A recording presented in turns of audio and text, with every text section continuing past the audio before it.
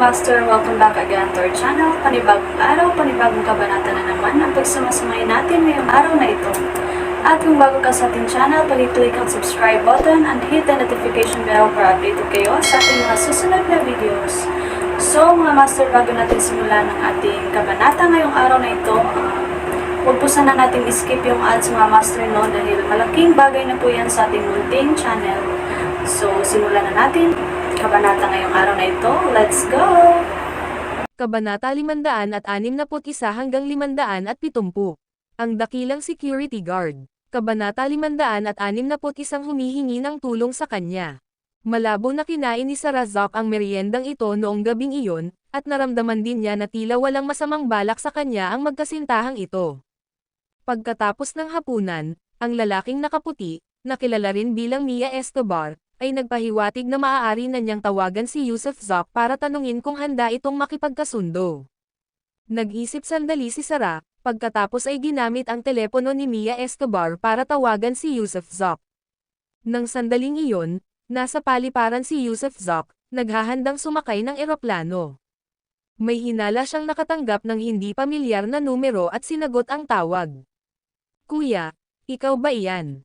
Pagkakonekta pa lang ng tawag, narinig na ang boses ni Sarah. "Sarah." Agad na tumayo si Yusuf Zak mula sa kanyang upuan. "Nasaan ka? Kaninong telepono ang gamit mo?" Malakas na tanong ni Yusuf Zak. "Sige, ibigay mo sa akin ang telepono." Magsasalita na sana si Sarah nang agawin ni Mia Escobar ang telepono. Huminga ng malalim si Yusuf Zak. Ang kidnapper iyon, ang telepono ng kidnapper, nagsimula na siyang kontakan ng kidnapper. "Pakinggan ninyo ang aking sarili, ang pangalan ko ay Mia Escobar. Ligtas ang ate mo, kakagabi lang niya kinain kasama natin." Ganito ang nangyari. Nanatiling nakangiti si Mia Escobar at nagpatuloy, "Sa pamamagitan ng ilang mga paraan, nalaman namin ang tungkol sa iyong sitwasyon, at ngayong gabi ay natuklasan namin na may isang taong nagtatangkang dumukot sa iyong kapatid, kaya namagitan kami upang iligtas siya." Sige, hindi makapaniwala si Yusuf Zak sa sinasabi ng taong ito. "Alam kong hindi ka talaga naniniwala sa akin, pero hindi naman talaga namin sinaktan ang kapatid mo. Tsaka, sa loob ng 5 minuto, pakakawalan na natin siya," nakangiting sabi ni Mia Escobar. "Tagalangit ka ba?" Nakangising sabi ni Yusuf Zak. Kung Escobar ang apelyido niya, sino pa kaya siya kung hindi tagalangit? Hindi ako tagalangit, marahil ay tagalangit ako noon, pero hindi na ngayon, humiwalay na tayo sa organisasyong iyon, o masasabi mo na lang na pinagtaksilan natin ito. Kung palalayain mo ang kapatid ko, palayain mo muna siya. Pagkatapos niyang malaya, mag-usap tayo, matigas na sabi ni Yusuf Zak. "Sige, kung gayon hintayin mong makumpirma mo na ligtas na nakauwi ang ate mo, at saka mo ako tawagan, ano ang masasabi mo?" Tanong ni Mia Escobar. "Oo naman," sagot ni Yusuf Zak. "Mabuti, tapos na kung ganoon. Inaabangan ko na si Mr. Tawag ni Zak, sabi ni Mia Escobar at ibinaba ang telepono. Sa oras na ito, tumayo rin ang asawa ni Mia Escobar at sinabing, "Binibining Zak, hayaan mo akong ihatid ka pabalik. Nag-aalala ako na baka mag-isa kang umalis, kung may mangyari, masisisi tayo ng kapatid mo." Manhid si Sarah. Pakakawalan na ba talaga nila siya? Nagkibit-balikat si Mia Escobar kay Sarah at pinaalalahanan din ang kanyang asawa, "Mag-ingat ka." Inakay palabas ng silid ng babae si Sarah. Nagpakilala na ang babae kanina, ang pangalan niya ay Rene Benson, isang eleganteng babae. Naramdaman ni Sarah na ang babaeng ito ay tiyak na nagmula sa isang marangal na pamilya. Gayunpaman, paminsan-minsan ay nagpapakita rin si Rene Benson ng mga palatandaan ng sakit, na parang may sakit, at kung minsan ay nagpapakita ng ekspresyon ng kalungkutan at paghihirap kahit na nakaupo. Bumaba ang dalawa, at tumawag si Rene Benson ng taxi at sumakay. Wala pang kalahating oras, malinaw na nakita ni Sarah ang sarili niyang villa, parang panaginip ang lahat. Mukhang malakas ang kulog ngayong gabi, pero masyadong mahina ang mga patak ng ulan. Walang nangyari, kumain lang siya, kumuha ng litrato, at pagkatapos ay pinauwi na. "Pumasok ka sa loob, mag-ingat ka sa hinaharap. Ate, uulitin ko, wala kaming masamang intensyon. Gusto lang sana naming humingi ng pabor sa kapatid mo. Sige, babantayan kita papasok bago ako umalis. Niyakap ni Rene Benson si Sara at saka sinenyasan itong lumabas ng kotse. Natulala si Sara na lumabas ng kotse at lumingon para sumulyap kay Rene Benson. Kumaway si Rene Benson at ngumiti, perpekto ang iyong pagganap, at ang iyong kapatid ay hindi isang ordinaryong tao. Sana hindi ka mawala sa sarili mo. Salamat, salamat sa inyong lahat, namula ang mga mata ni Sara sa emosyon. Ano ba ang nangyayari? Hindi na siya nag-atubili pa at tumakbo na papunta sa loob ng villa. At tila nakita siya ng mga undercover agent na nakatago sa loob ng villa, dahil maraming lalaking nakaitim ang mabilis na nakapalibot sa kanya. Kasabay ng isang putok, may biglang sumulpat sa loob ng taxi. Si Mia Escobar pala iyon, na nakakagulat na sumunod ng hindi napapansin. Magmaneho, inabot ni Mia Escobar ang isang tumpok ng dolyar ng Hong Kong sa driver ng taxi. Papayag ba siya? Nag-aalalang tanong ni Rene Benson. Hindi ko alam, nakangiting sagot ni Mia Escobar, pero mas mabuting wala siyang pakialam kung madukot ulit ang kapatid niya. Malalantad tayo. Mabilis nila tayong hahabulin. Naging balisa ang ekspresyon ni Rene Benson. Sa salitang sila, hindi ang mga bodyguard na nakapaligid kay Sara ang tinutukoy niya, kundi ibang tao. Hindi ko pwedeng alalahanin yan ngayon, wala ka ng masyadong oras, at ayos lang sa akin na sumugal, sabi ni Mia Escobar habang mahigpit na hawak ang kamay ni Rene Benson. Tumigil sa pag-uusap ang magkasintahan, ngunit makalipas ang mga 10 minuto, tumunog nga ang telepono ni Mia Escobar, ito ang numerong tinawagan lang ni Sara. Ginoo, Zoc, hello, napakamapagkakatiwalaan mo. Nakangiting bati ni Mia Escobar nang sagutin niya ang tawag. Anong ibig mong sabihin? Nasa paliparan pa rin si Yusuf Zoc, nalilito rin. Pinalaya na pala ng kabilang panig ang kanyang kapatid, nakatanggap lang siya ng tawag mula sa Dream Morrow na nagsasabing nakabalik na si Sara ng mag-isa. Sabi ko, ngayong gabi namin natuklasan na nasa panganib si Sara kaya naman inilayon namin siya sa pinangyarihan ng shootout. Wala kaming masamang intensyon, paliwanag ni Mia Escobar.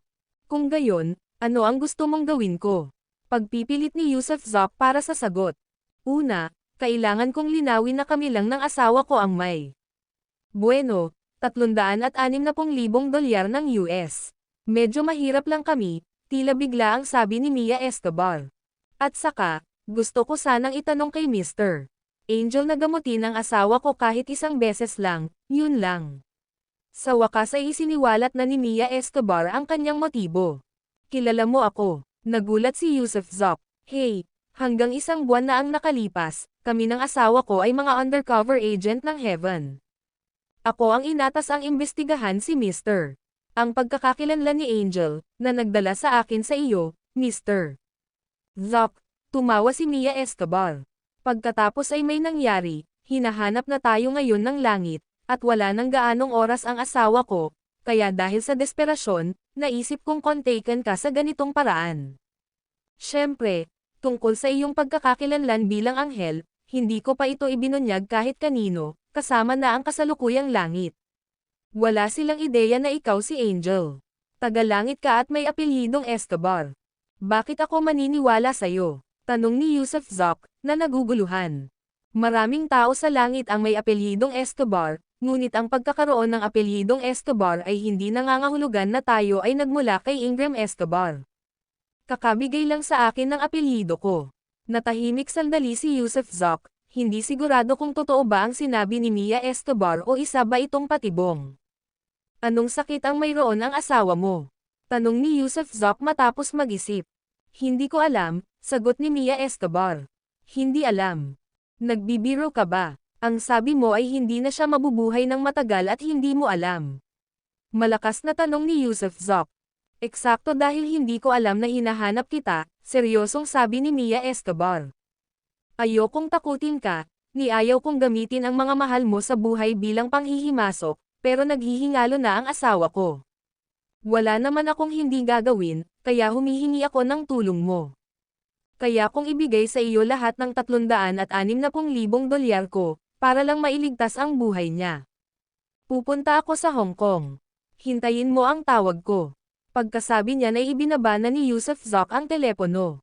Ang video na ito ay edited by Urban Storytelling. Kabanata 562 ang babaeng may balat. Dumating si Yusuf Zoc sa Hong Kong kasama ang 4 na eksentriko kinabukasan, at sinalubong sila ni Gray Petty. Dumiretso sila sa ospital dahil naroon si Sofia. Kahit na nalampasan na niya ang kritikal na yugto, siya ay labis na nanghihina. Nabutas ang kanyang baga, at kung hindi dahil sa napapanahong pagsadyep, patay na sana siya. Pagpasok sa ospital, inutusan ni Yusuf Zoc ang 4 na eccentric na bantayan ang labas ng ward, at hindi pinapayagang makapasok ang iba. Ginagamit na niya ngayon ang 4 na eccentric bilang kanyang kalamnan, at dahil may kailangan sila mula sa kanya, maaari na rin niya silang gamitin. Maraming tao ang dumating sa ospital, kabilang na si Sarah Zoc na nasa pasilyo. Nabaril si Sofia habang sinusubukang iligtas siya, at kahit mapanganib para sa kanya ang mapunta sa ospital sa panahong ito, nagmatigas pa rin siya at nagsama ng isang malaking grupo ng mga tao. Sa ward, nakasuot si Sofia ng hospital gown at tila labis na nanghihina. Gayunpaman, nang makita niyang pumasok si Yusuf Zoc, kumurap siya at tumingin dito. Unang ginamit ni Yusuf Zoc ang kanyang telekinesis upang maingat na suriin ang katawan ni Sofia, at natuklasan na bukod sa tama ng baril, wala nang ibang karamdaman at naging matagumpay ang operasyon. Sofia, salamat. I-treat kita ulit para mabilis kang gumaling, sabi ni Yusuf Zoc habang nakaupo sa tabi ng kama. Hindi na kailangan, mahinang sabi ni Sofia. Hindi ako pwedeng mamatay kung nandito si Goldie. Huwag mong kalimutan na mayroon akong golden cicada goo sa katawan ko. Gayunpaman, dapat ay gumaling ka agad, sabi ni Yusuf Zoc, na hindi tumanggap ng hindi bilang sagot at isinuksok ang daliri sa bibig niya habang hawak ang baba niya. Gayunpaman, nang ipasok niya ang kanyang daliri sa loob, naramdaman niyang may kumagat sa kanya. Nang tignan niya gamit ang kanyang telekinesis, natuklasan niyang isang malaking gininto ang cicada ang kumagat sa kanyang daliri at nakainom ng lahat ng kanyang lilang patak. Sus Mariosep, mura ni Yusuf Zoc habang tumatalon. Haji Jack, natatawang sabi ni Sofia, pero pagkatapos ay nagsimula siyang umubo ng malakas pagkatapos ng 2 tawa. Huwag kang tumawa, huwag kang tumawa, ano ba talagang ginagawa ng nilalang na ito? Sabi ni Yusuf Zoc na may halong tawa at luha. Gusto nito ang lila mong patak. Makakatulong ito sa paglaki nito. Ayos lang ako, maganda ang paglaki nito, nakangiting sabi ni Sofia. Kung gayon ay gagamutin kita ulit bukas, isang patak lang sa isang araw ang kaya kong ibigay, walang magawang sabi ni Yusuf Zoc. Alam niyang ang golden cicada ang buhay ni Sofia. Go, at hanggat buhay ito, malamang na hindi mamamatay si Sofia. Sige, agad na pagsang-ayon ni Sofia. Kung gayon, aalis muna ako sa ngayon. Magpahinga ka muna rito ngayong araw, at uuwi na tayo bukas, sabi ni Yusuf Zoc habang tinatapik ang kamay niya. Ma'am, masunarang tumanggo si Sofia. Habang palabas ng ward si Yusuf Zoc, iniunat ng 4 na eksentriko ang kanilang mga leeg upang sumilip sa loob, nagtatanong kung bakit hindi pinagaling ng binata, na dapat sana'y isang divine doctor, ang batang babaeng nakahiga pa rin sa kama. Isa sa inyo ay manatili rito, ang iba ay maaaring bumalik. Gagaling din si Sofia bukas. Gray, dito ka lang. Senyales ni Yusuf Zoc sa lahat para umuwi na. Pagkababa, diretso siyang sumakay sa yaya ni Sarah Zoc at nagtanong tungkol sa sitwasyon nila ni Mia Escobar. Detalyadong ikinwento ni Sarah Zoc ang interaksyon nila ng mag-asawang Escobar noong nakaraang gabi. Sinuri rin ni Yusuf Zoc ng mabuti si Sarah Zoc ngunit natuklasan niyang normal naman ang lahat, na nangangahulugang hindi siya nilason o ano pa man ng kabilang panig. Mukhang may sakit ba si Rene Benson? Tanong pa ni Yusuf Zoc. Parang masama ang pakiramdam niya, pero hindi ko masabi, sagot ni Sarah Zoc habang umiiling. Naiintindihan ko, kumunat ang noo ni Yusuf Zoc at sandaling nag-isip ngunit hindi niya maintindihan ang dahilan. Kung talagang may sakit ang kabilang panig, kailangan nga nila siya, at ibig sabihin kagabi, na iligtas nila si Sarah Zoc. Pagkabalik sa villa, agad na tinawagan ni Yusuf Zoc si Mia Escobar, kasama ko si Sarah Zoc dito. Halika rito, gusto niyang makita kung maglalakas loob na lumapit ang kabilang panig. Sige, darating kami sa loob ng 1 oras, Agad na pagsang-ayon ni Mia Escobar.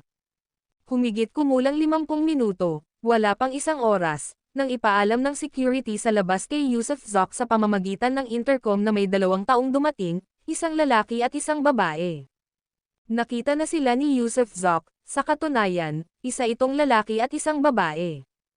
Ang lalaki ay nakasuot ng puting Amerikana at ang babae naman ay nakasuot ng puting balabal na tumatakip sa lahat ng bahagi sa ilalim ng kanyang leeg, tanging ang kanyang ulo lamang ang nakalitaw. Tulad ng mga bisitang bisita, magalang nilang binati ang gwardya sa gate. Isang guro, bulalas ni Danny Hart, isa sa 4 na kakaibang tao, na biglang tumayo. Likas sa kalagitnaan ng entablado, Susmariosep. Kumislap ng husto ang mga mata ni Kenel Lopez. May sakit ang babaeng yan. Pangungot siya ni Cameron Hood, habang nakakunot ang mga labi. Paano mo nalaman? Nagtatakang bumaling si Yusuf Zoc kay Cameron Hood. Ngumiti si Cameron Hood, nakita ko ang nakamamatay na aura sa ulo niya. Huwag kang kumilos ng padalos-dalos. Hindi pa natin natitiyak kung ang mga taong ito ay kaibigan o kaaway, at tunay ngang may sakit ang babae. Tumayo si Yusuf Zoc at lumabas upang salubungin sila. Nakarating na sina Mia Escobar at Rene Benson sa pintuan ng villa, at lumabas si Yusuf Zoc, kasama si Sarah Zoc, para salubungin sila. Ginoo, Zoc, kumusta? Ako si Mia Escobar, at ito ang aking asawa, si Rene Benson. Binibining Zoc, nagkita tayong muli. Bahagyang yumoko si Mia Escobar. Ginoo, Escobar, Sister Benson, hello, pasok po kayo sa loob, magalang nasabi ni Sarah Zoc. Tuloy po kayo, sabi rin ni Yusuf Zoc sabay tango at ngiti. Tila hindi man lang natakot si Mia Escobar, at si Rene Benson naman ay nagpakita ng elegante at elegante. Pagpasok nila sa silid, sandali silang natigilan nang makita ang 4 na kakaibang tao. Sina naunang Danny Black, sina naunang Kenel, sina naunang Lee, sina naunang Leo, hello. Nakakagulat na kilala sila ni Mia Escobar. Ano? Sabay-sabay na napatalon ang 4 na kakaibang tao. Nasa 20 anyos pa lang ang binata na ito, di ba? Paano niya sila nakilala? Paano mo kami nakilala? Tanong ni Danny Hart nang may malamig na mukha.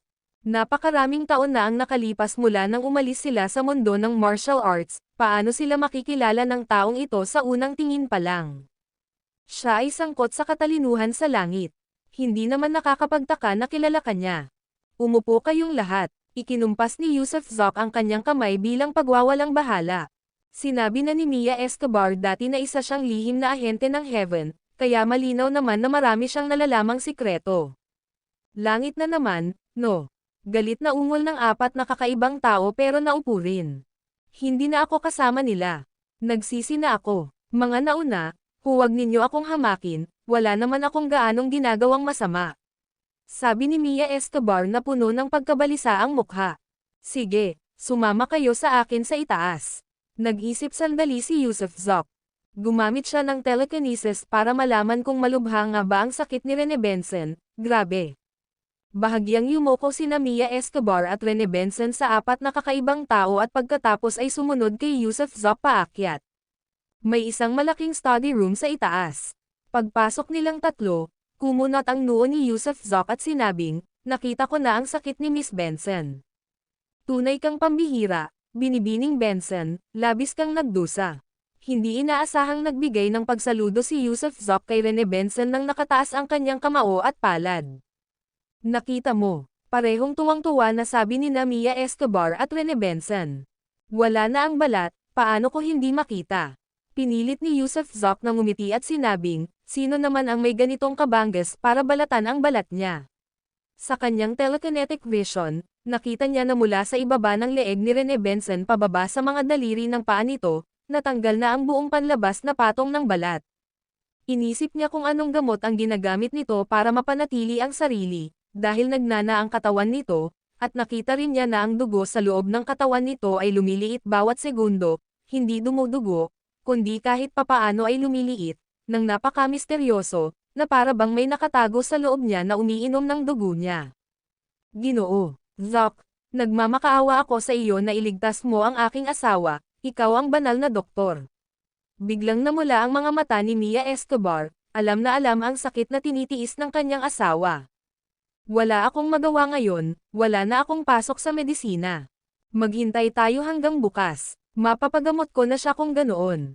Pero dito ka muna, binibining Benson, hinahangaan kita. At saka, gusto ko ring malaman, may kaugnayan ba sa langit ang sakit ni Miss Benson? Tanong ni Yusuf Zoc. Oo, tumanggaw si Mia Escobar at sinabing, kagagawan iyon ng dakilang matatanda, na siyang aking pinaghihigantihan ng husto. Ang video na ito ay edited by Urban Storytelling. Kabanata 563 ang pahintulot ni Rosca. Maingat na tumayo si Yusuf Zoc, nang hindi sumasabad, habang si Mia Escobar ay bumantong hininga ng mahina bago nagpatuloy, pareho kaming mag-asawa ng Organisasyong Heaven. Isa na akong direktor ng Katalinuhan ng Langit, hawak ang panloob na titulong Tianzi, na namamahala sa maraming sikreto ng langit. Si Cameron Hood ay ang mahalagang anak na babae ng Benson clan sa ilalim ng bandila ng langit. Nagkataon lang na nagkakilala kami at nagkasama, pero nanatiling lihim ang aming relasyon. Ito ay dahil ang mga paghihigpit na ipinataw sa akin sa loob ng langit ay medyo mahigpit, kasama ang ilang iba pang mga kadahilanan, na pumipilit sa amin na magkita ng palihim. Dahil hindi hayagang inihayag ang aming relasyon, naging target si Cameron Hood ng anak ng panganay. Iyong si Jack Escobar, na sumusuko sa anumang kasamaan, siya ang inaalaga ang yumaong anak ng nakatatanda, at gagawin niya ang lahat. Noong una, iniwasan siya ni Cameron Hood, ngunit kalaunan, siya ay pinagtaksilan ng mga kapatid na babae sa kanyang angkan at natagpuan ni Jack Escobar sa Tokyo. Galit na galit, siya. Pinatay si Jack Escobar. Bagamat anak ng panganay si Jack Escobar, mayroon siyang katamtamang talento at hindi marunong, kaya't ang kanyang personal na lakas ay napakahina. Gayunpaman, marami siyang mahuhusay na tao sa paligid niya, kaya kahit na pinatay ni Cameron Hood si Jack Escobar, hindi pa rin siya nakatakas. Nang matanggap ko ang balita ng pagkahuli kay Cameron Hood, ibinalik na siya sa Indonesia, kaya pagdating ko roon, huli na ang lahat. Iniutos ng matanda na balatan siya at ahitin ang kanyang mga buto, at ang Verdugo ay matagal nang kasama ng matanda sa Mangkukulam, isa ring sikat na mangkukulam sa rehiyon ng Nanyang.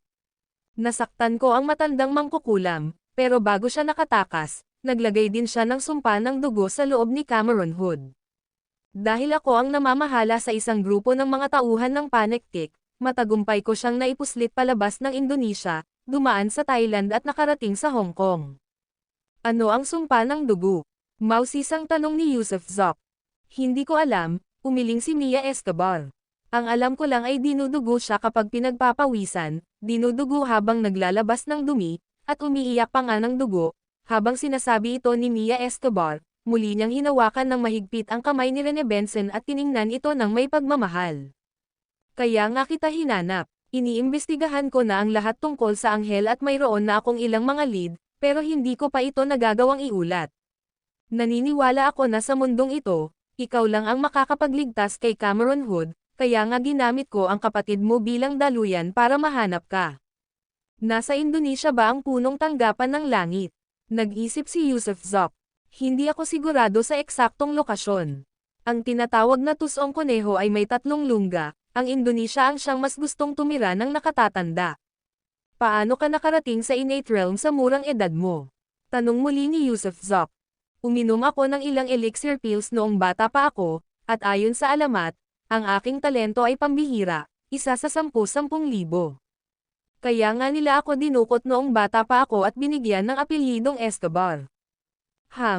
Huling tanong, alam ba ng langit na pumunta ka sa Hong Kong? Tanong ni Yusuf Zoc. Nang iligtas ko ang kapatid mo kagabi, ibinunyag ko ang pagkakakilanlan ko, kaya siguradong alam na nila ngayon. Inaasahan kong maraming bihasang mandirigma ang susugod dito ngayon. Kaya nagdala ka ng gulo sa pintuan ko, sabi ni Yusuf Zoc na masakit ang ulo. Hindi nila alam na ikaw ang anghel, at saka, magkapareho ang mga layunin natin. Gusto ka ring harapin ng langit dahil nabihag mo si Marcos Escobar at ginulo mo ang mga plano nila. Ang organisasyon ng langit ay lubhang mapaghiganti, argumento ni Mia Escobar.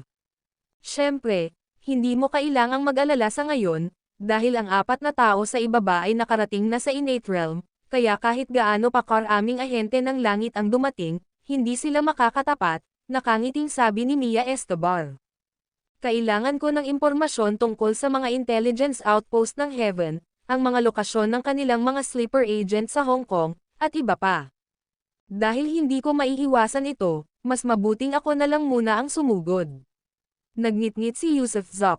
Dahil balak siyang harapin ng langit, simulan na natin ang labanan. Sige, walang problema, makikipagtulungan ako sa iyo. Tinaasan ni Mia Escobar ang kanyang mga kilay, na siyang eksaktong inaasahan niya. Ngayong kalaban na niya ang langit, ang pag-alis sa mga puwersa ng langit ay mangangahulugan din ng higit na kaligtasan para sa kanya. Sige, tara na, bababa na tayo. Gayunpaman, dapat magpahinga si Miss Benson sa itaas. Gagamot namin siya bukas ng madaling araw. Alam kong labis siyang nasasaktan ngayon, tumayo si Yusuf Zok at sumulyap kay Rene Benson. Napansin niyang patuloy itong dumudugo mula sa ilalim niya habang nakaupo roon. Gayunpaman, matatag ang babaeng ito, hindi hinahayaang makita kahit kaunting sakit sa kanyang mukha. Salamat, tumayo si Rene Benson at yumuko ng malalim kay Yusuf Zok. Kumaway si Yusuf Zok at lumabas ng silid. Maya-maya, sumunod sa kanya palabas si Mia Escobar. Pagkababa ng hagdan, direktang ipinaalam ni Yusuf Zok sa apat na eksentriko na may papatayin silang isang tao ngayong gabi, isang taong mula sa langit, at kailangan niya ang kanilang tulong. Agad na sumang-ayon ang apat na eksentriko, marahil ay nag-aalangan na pumatay ng iba, ngunit nakita nila ito bilang kanilang tungkulin na pumatay ng mga tao mula sa langit. Dumating sina Master Ye at Mia, at hinayaan ni Yusuf Zok sina Master Ye at Mia Escobar na gumawa ng plano, habang dinala niya si Dream Morrow pababa sa bodega sa silong. Sa bodega, ang unang taong nakilala ni Yusuf Zok ay si Antoine Cunningham, na personal na nagbabantay sa silong at nagbabantay sa 5 miyembro ng Blood Race. Ginoo, Cunningham, salamat. Inilahad ni Yusuf Zok ang kanyang mga kamay at pinagsalikop ang mga ito gamit ang kay Antoine Cunningham. Ginagawa ko ito para kay Mia, hindi para sa iyo, natatawang sabi ni Antoine Cunningham. Kailangan ko pa ring magpasalamat sa iyo. Matapos makipagpalitan ng paggalang kay Antoine Cunningham, itinoon ni Yusuf Zok ang kanyang atensyon sa 5 individual na blood race, na may mga sapin, putol ang lahat ng litid sa kanilang mga kamay at paa, at tuluyang bali ang kanilang mga paa at kamay. Sa sandaling iyon, same time na nagsalita si Antoine Cunningham, ang mga halimaw na ito ay nagtataglay ng pambihirang kakayahang magpagaling sa sarili, kaya kailangan nating baliin ang kanilang mga buto paminsan-minsan, o sa loob ng ilang oras ay gagaling ang kanilang mga buto ng kusa, kasama na ang mga naputol na litid sa kanilang mga kamay at paa. Ganyan kalakas, nagulat si Yusuf Zok. Oo, iyan ang nagpapa-espesyal sa blood race, buntong hininga ni Antoine Cunningham. Habang nakikipag-usap si Yusuf Zok kay Antoine Cunningham, isa sa mga nakagapos na miyembro ng blood race ay biglang nagsimulang magsalita, kagalang-galang na G. Zok, kumusta? Ako si Count Puros. Natutuwa akong makilala ka, kahit na ang mga nasasakupan mo ay medyo bastos. Mahusay ka palang magsalita ng Mandarin, kaya hindi na ako nahirapan, sabi ni Yusuf Zok habang nag-thumbs up kay Puros, si Little Rose ba ang iyong master mo? Pumunta ka ba para hulihin ang kapatid ko dahil kinuha ko si Ruth Wilcox? Hindi, nagkakamali ka. Hindi siya si Ruth Wilcox, siya si Ruth Ross, at siya ang magiging ating batang kerida. Ross, ang nanay mo. Isang malakas na sampal ang iginawad sa kanya ni Yusuf Zok. Bali na ang lahat ng paa ng walang hiyang ito, pero nagmamakaawa pa rin siyang bugbugin, at kahit magaan pa. Mangarap ka, bugbugin mo siya, bugbugin mo sila hanggang sa kahit ang sarili nilang mga ina ay hindi na sila makilala. Tumawag ka ng ilang tauhan para tumulong, kung hindi sila kayang patayin, bugbugin mo sila na parang kaya nila. Gustong makita mismo ni Yusuf Zok kung talagang hindi kayang mamatay ang mga taong ito. Hindi mo kami pwedeng tretuhin ng ganito. Nagsimulang magpanik si Puros, maaaring tumubo muli ang mga buto, pero ang pagkabali ng mga ito ay talagang masakit. Tumakbo pataas si Dream Morrow, at ilang sandali pa, 7 o 8 matipunong lalaki ang bumaba, kabilang ang ilang malalaking Mongolian, na bawat isa ay may dalang baseball bat. Hampasin sila kahit saan maliban sa ulo hanggang sa mamatay sila. Tumanggaw sina Dream Morrow at ang iba pa bilang pagsang-ayon, sabay itinaas ang kanilang mga manggas para simulan ang pambubugbog. Mga masakit na iyak, sumisigaw, mga sumpa, mga paghingi ng awa. Maya-maya, ang 5 miyembro ng Blood Race ay nagmukhang mga manika na basahan, ang kanilang mga buto ay nabasag sa hindi mabilang na piraso. Gayunpaman, laking gulat ni Yusuf Zoc nang makitang hindi talaga namatay ang mga taong ito, at sa ilalim ng kanyang telekinetic na obserbasyon, tila may isang uri ng selula sa loob ng kanilang mga katawan na lubhang aktibo, walang tigil na kumikilos, at mabilis na inaayos ang lahat. Conde Puros, ang sabi ko ang pangalan niya ay Ruth Wilcox, hindi Ruth Ross. Ano sa tingin mo? Lumuhad si Yusuf Zoc sa harap ni Puros. Sumigaw si Puros, at nakaawa na sumagot, dahil ba sa sentensyang iyan kaya mo kami binugbog? Tama, maglakas loob kang magsalita ulit ng kalokohan sa harap ko, at mas lalo pa kitang mabubugbog. Ang video na ito ay edited by Urban Storytelling. Kabanata 564 na pag-atake ng salamangkero.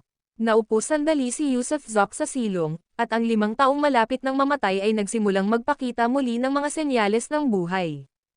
Kahit na labis pa rin silang nasasaktan, tila ba bumubuti na ang kanilang kalagayan. Kagalang-galang na Zoc, sa anong mga kondisyon mo kami palalayain? Nang medyo gumaling, agad na nagtanong si Pierce kung paano sila makakaalis. Hindi direktang sinagot ni Yusuf si Pierce ngunit nag-isip-isip at sinabing, ano ang iyong katayuan sa loob ng Ross clan, at anong uri ng katayuan mayroon ang batang si Ross? Kagalang-galang na Ginoo, isa ako sa mga direktang kadugo ng pamilya Ross. Ang aking lahi ay walang kapantay, at si Prinsipe Bryson Ross ay aking tiyuhin.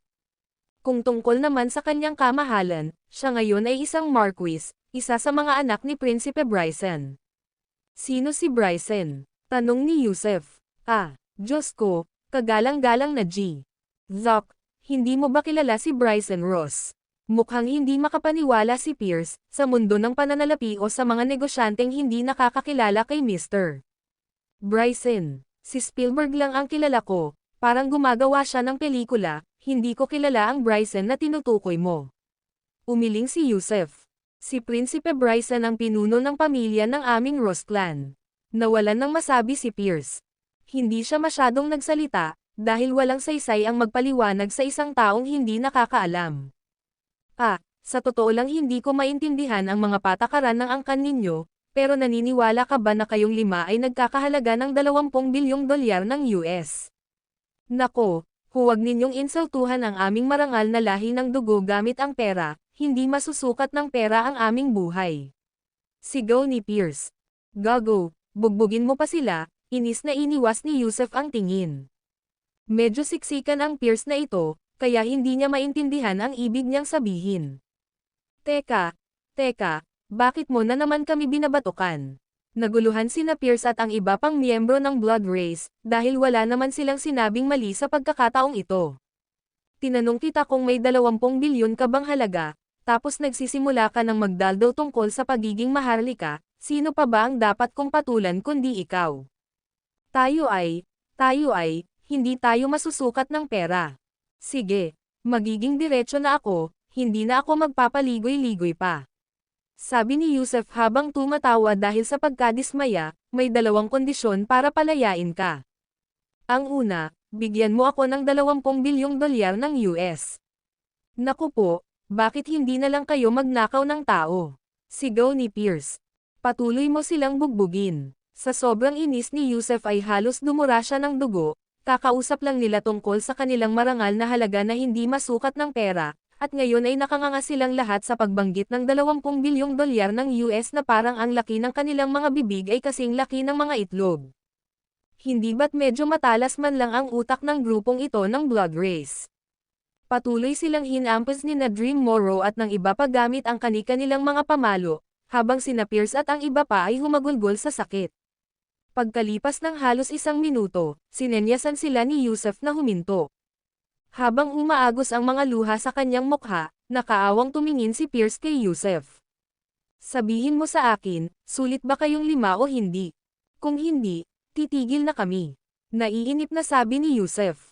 Kami. Baka nga. Mahinang bulong ni Pierce. So ibig sabihin hindi. Tinaasan ni Yusef ng kilay. Bago pa makasagot si Pierce, sumigaw na naman ang isa pang Blood Race Viscount. Hindi, hindi, hindi. Sulit tayo, sulit tayo. Anong sabi mo? Tumingin si Yusef sa Viscount na ito. Ulat sa publiko, hayaan mo na lang si Mr. Ihayag mo sa publiko na may utang kami sa iyo ng 20 bilyong dolyar ng US, at kapag naiulat na ito, magiging sulit kami. Tila mas matalas ang Viscount na ito kaysa kay Pierce, habang nakatingin kay Yusef ng may nagmamakaawang tingin. Ang pinakamahalaga sa pamilya Ross ay ang reputasyon ng pamilya, kaya kung isa sa publiko ito, lalo na ang 200 bilyon, kahit 500 bilyon ay babayaran ng padre ng pamilya. Nako, hindi naman masama ang ideyang iyan. Napatawa si Yusef. Marahil ay hindi nagkakahalaga ng 20 bilyon ang 5 sa kanila, ngunit kung ito ay mabubunyag at malalaman ng buong mundo, walang magagawa ang pamilya Ross kundi lunukan ito ng walang humpay. Nabanggit ko lang na may 2 kondisyon, iyon lang ang una. Nakangiting sabi ni Yusef Zoc. May iba pa ba? Naging berde ang mukha ni Phil, pakiramdam niya ay masyadong nakakatakot at masyadong masama ang silangang Yusef Zoc na ito. Oo, nabalitaan ko na nakipagsanib puwersa ang Ross clan sa pamilyang Wilcox para kasuhan ang kumpanya natin, kaya itigil na lang ang kaso, ipakalat ang balita, umatras ng tuluyan sa alitan sa pagitan ng pamilyang Wilcox at ng kumpanya natin, at bayaran tayo ng 20 bilyong dolyar ng US bilang kabayaran. 2 kondisyon lang ito. Sa totoo lang, ang tanga-tanga mo talaga. Hindi naman talaga ako interesado sa buhay ninyo, pero kung hindi kayo papayag sa 2 kondisyong ito, gagawin ko kayong mga baboy, pagkain ng baboy. Ginoo, Zoc, maaari ko bang makausap ang pinuno ng pamilya? Tanong ni Phil matapos itong pag-isipan. Siyempre, tawagan mo siya, itinuro ni Yusef Zoc ang Dream Morrow. Agad na kinuha ni Dream Morrow ang kanyang telepono at iniabot ito kay Phil. Pagkakonekta pa lang ng tawag, agad na humagulgol si Phil at saka nagsalita sa wikang parang ibon, na hindi Ingles, Aleman, o Pranses, kundi isang hindi kilalang wika. Walang humpay na tumango ang lalaki habang umiiyak. Maya-maya, tinapos niya ang tawag at pinunasan ang pawis sa kanyang noo, kagalang-galang na Mr. Si Yusef Zoc, ang pinuno ng pamilya, ay sumasang-ayon sa iyong mga kahilingan. Hiniling din niya sa akin na iparating sa iyo na labis siyang nabigla sa pagkamatay ni Mr. Kevin Nash at umaasa na si Mr. Lalakas ang loob ni Zoc, at umaasa rin na sa hinaharap, ang Ross clan ay magkakaroon ng mas malawak na kooperasyon sa Nash clan na pinamumunuan ni Mr. Zoc. Tumaas ang kilay ni Yusef Zoc. Hindi pa nga siya nanunungkulan bilang pinuno ng pamilyang Nash, paano nalaman ito ng isang tulad ni Bryson Ross? Alam niya ang mga nangyari sa Central Sea. Nanlaki ang mga mata ni Yusef Zoc, tila matagal nang binabantayan ng Ross clan ang pamilyang Nash, pati na rin ang Central Sea. Tiyak na may mga especially iya sila, kahit na mula sa blood race sa Central Sea, o sa halip, ang Ross clan ay palaging nagmamasid sa bawat kilos ng pamilyang Nash. Kasabay ng isang malamig na pagsinghot, tumalikod si Yusef Zoc at umakyat sa itaas. Pagkalipas ng halos kalahating oras, tinawagan ni Marlon Shepard si Yusef Zoc, at iniulat na nakipag-ugnayan na sa kanya ang mga abogado ng Ross clan at naglipat ng 20 bilyong dolyar ng US sa account ng kumpanya, habang inaangkin din na isinusuko na nila ang kaso at hindi na nakikilahok sa alitan sa pagitan ng Cheney Company at ng pamilyang Wilcox. Nakuha ko na, kung gayon simulan na natin ang buong plano ng pagbili para sa pamilyang Wilcox, utos ni Yusef Zoc. Naiintindihan ko, sagot ni Marlon Shepard at saka ibinaba ang telepono. Mangarap ka, bumaba ka, at pagkatapos ng isa pang bagbog, itapon mo ang 5 yan sa kalye. Binubugbog na naman natin sila. Pero talagang hahayaan na lang natin ang 5 yan. Kumunat ang noo ni Dream Morrow. Mga basura lang sila, walang saysay ang pagpatay sa kanila, kaya bugbugin mo pa sila bago sila pakawalan, para siguradong matuto sila, dahil ang sakit ang pinakamahusay na guro, nagkibit balikat si Yusef Zoc. Sige, kung gayon ay ipagpapatuloy ko na ang paglilingkod sa kanila, sabi ni Dream Morrow, habang ibinabalik ang kanyang mga kasama sa silong. Pagpasok pa lang ng Dream Morrow sa silong, biglang may sumigaw mula sa kusina, sigaw iyon ng isang Pilipina. May 3 Pilipina na katulong sa villa ni Sarazok, lahat ay inayos ng pamilyang Petty. Nang marinig ang mga sigaw at hiyawan mula sa katulong sa kusina, lahat ng tao sa sala ay napatayo. Nasa sala rin si Petty, kaya ungol niya, anong klaseng mga tao ang nahanap nila? Nakakahiya talaga. Ang anak niyang si Alvin Petty ang nagayos para sa kanila, kaya pakiramdam niya ay isang malaking kawalan iyon ng puri.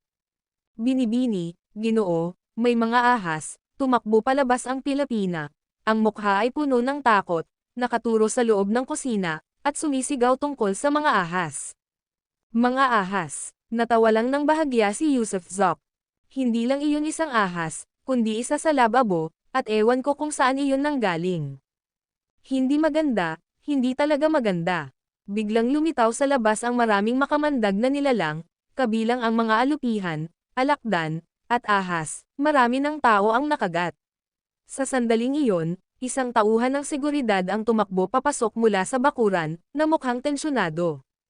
Hindi maganda, nandito na ang matandang mangkukulam. Nagulat si Mia Escobar, at pagkatapos, parang isang bugzo ng hangin, ay dali-daling umakyat sa itaas. Ang video na ito ay edited by Urban Storytelling. Kabanata 565 problema. Biglang lumabas ng villa si Yusuf Zok, kasunod ang 4 na kakaibang nilalang, sina Gray Petty, Antoine Cunningham, at iba pa, na lahat ay sumama kay Yusuf sa bakuran ng villa. Sa bakuran, kasama na sa loob ng villa, lumitaw ang mga ahas, insekto, at iba pang makamandag na nilalang. Bukod dito, sinabi ni Mia Escobar na dumating na ang matandang mangkukulam, na malinaw na nagpapahiwatig na mayroong malapit na isang Panginoon na may kakayahang manipulahin ang mga makamandag na insekto. Mabilis na naabot ng telekinesis ni Yusuf ang layong mahigit 1,200 metro, kaya't nakita niya ang lahat ng nasa loob ng saklaw na iyon. Hindi maganda, maraming insektong may lason ang pumapasok sa bahay, nang inig ang anit ni Yusuf sa loob ng kanyang telekinesis, napagtanto niyang hindi pala ganoon karami ang mga insektong may lason sa bakuran ng villa. Sa labas, maraming alakdan, alupihan, ahas, gagamba, polaka, at iba pa, siksikan at tila organisado, gumagapang patungo sa bakuran. 5 Poison Sect. Gulat na bulalas ng 4 na eccentric, at lalong hindi makapaniwalang nagtanong si Danny Hart, paano mo nagawang pukawin ang isang tao mula sa 5 Poison Sect? Anong sekta ng 5 lason? Isa itong mangkukulam sa South Seas, kinuha ni Yusuf ang kanyang telepono at mabilis na tinawagan si Gray Petty. Nasa ospital si Gray Petty, kailangang tanungin si Sofia kung ano ang gagawin. Dahil sa dami ng mga nakal-alasong insekto, imposibleng mapatay silang lahat. Gray, pumunta ka agad sa ward, ibigay mo ang telepono kay Sofia, bilis. Pagkakonekta pa lang ng tawag, agad na inutusan ni Yusuf si Gray na ibigay ang telepono kay Sofia. Sige, walang kamalay-malay si Gray sa nangyari, naramdaman ang pagmamadali ni Yusuf at hindi na naglakas loob na magpaliban, kaya agad na nagmadaling pumasok sa ward. Anong nangyari? Tanong ni Sofia habang kinukuha ang telepono. Isang amo ang kumokontrol sa mga ahas, gagamba, alupihan, at kinukubkob ang villa. Hindi bababa sa libu-libong iba't ibang insekto ang aking nakita, ano ang dapat kong gawin? Mabilis na sabi ni Yusuf. Sino ang may ganitong katapangan para labanan ang lason gamit ang lason? Bulalas ni Sofia. Siya ang pinakamatandang ninuno sa paglalaro ng lason, at ngayon ay may ibang gumagamit ng lason na humahabol sa taong kailangan niyang protektahan. Bilasan mo, sabihin mo sa akin kung ano ang gagawin, sinakop na ng mga insektong may lason ang villa, pagmamakaawa ni Yusuf. Nasa kwarto ko, nandyan ang bag ko na naglalaman ng pulbos na panlaban sa insekto.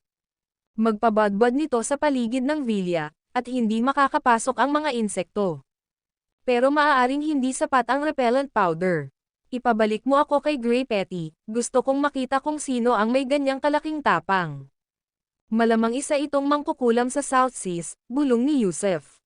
Isang mangkukulam sa Timog Dagat. Sus Mariosep, ang mga taong ito ay naglakas loob na tumakbo rito at gumawa ng kasamaan, iniisip na walang makakaharap sa kanila. Ipabalik mo sa akin si Grey Petty, galit na sabi ni Sofia. Ano ang mga mangkukulam sa South Seas? Ang mga tradisyon ng mga mangkukulam na iyon ay nagmula sa ating bansa. Pero ikaw, panimula ni Yusef. Ayos lang ako, hinigop ni Little Gold ang purple drop mo at lumaki na ulit. Hindi naman malaking problema ang pinsala sa baga ko. Nawalan lang ako ng kaunting dugo, at saka, gusto kong makipag-showdown sa mangkukulam na iyon. Paano ko naman palalampasan ang ganito kagandang pagkakataon? Sige, magpapadala ako agad ng tao para sunduin ka at si Grey Petty.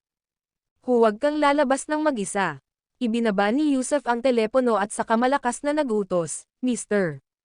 Cunningham, isama mo sina Dog-Egg Brother at ang asawa niya para sunduin si Sofia sa ospital, umuwi ka agad, mag-ingat ka. Sige, malaking tulong talaga si Sofia. Tumanggo si Antoine Cunningham. 3 sa 5 miyembro ng blood race na iyon ay walang kahirap-hirap na napatumba ni Sofia.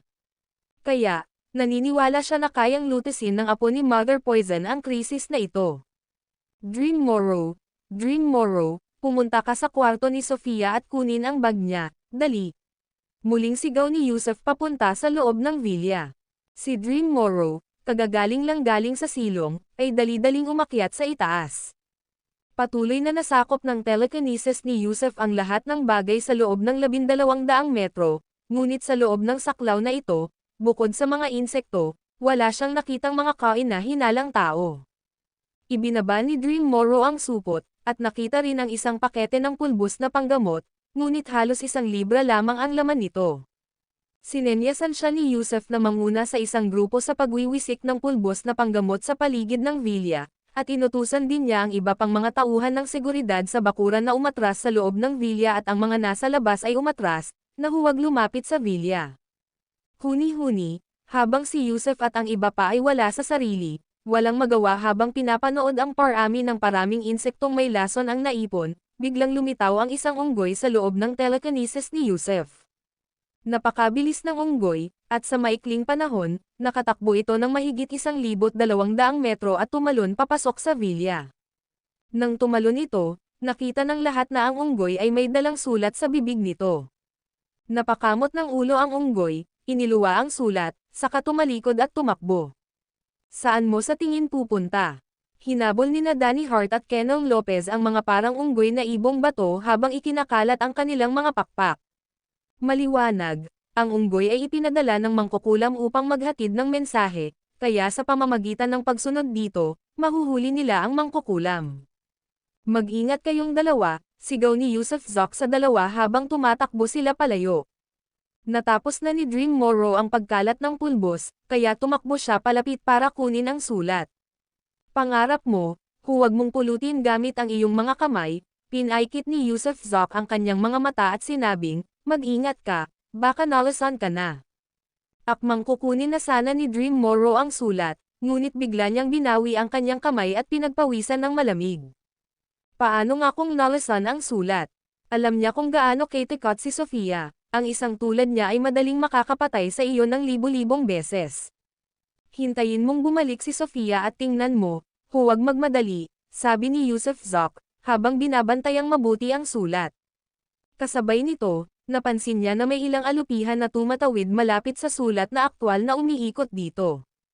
Hinayla ni Yusef Zoc pabalik ang Dream Morrow sa linya ng pulbure, at lahat ng security personnel sa bakuran ay umatras pabalik sa villa, nanginginig ang kanilang mga anit habang pinapanood ang patuloy na lumalaking kayeg ng iba't ibang insekto. Nakakakilabot talaga, para silang nasa isang eksena sa pelikula na hindi pa nila nasaksihan sa buong buhay nila. Hindi ka panipaniwala na may isang taong kayang manipulahin ang 5 magkakaibang makamandag na insekto para kumagat ng mga tao.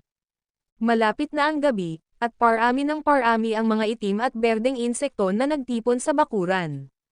Sa isang iglap, bumuo sila ng malaking bilog sa paligid ng lugar na may pulbos. Sinubukan pang tumalon ng ilan sa mga makamandag na insekto ngunit nasunog sila ng pulbos, na naging sanhi ng pagimbulog ng usok. Ginoo, Zoc, pasensya na, kami ang nagdulot sa iyo ng gulo na ito. Lumabas sina Rene Benson at Mia Escobar, at mukhang nahihiya ang mag-asawa. Hindi nila inaasahan na mabilis na mahahanap ng matandang mangkukulam na iyon ang kanilang kinaroroonan. Matapos mag-isip sandali, sinabi ni Yusuf Zok, kung hindi ako nagkakamali, ang gun na inilagay ng mangkukulam sa iyong katawan ay maaaring tumpak na matukoy ang iyong lokasyon. Ginoo, Zok, gagamit ba tayo ng apoy? Ibuhos natin ang gasolina mula sa kotse sa bakuran at sunugin natin ang mga nakal-alasong insekto, mungkahi ni Mia Escobar pagkatapos ng ilang pag-iisip.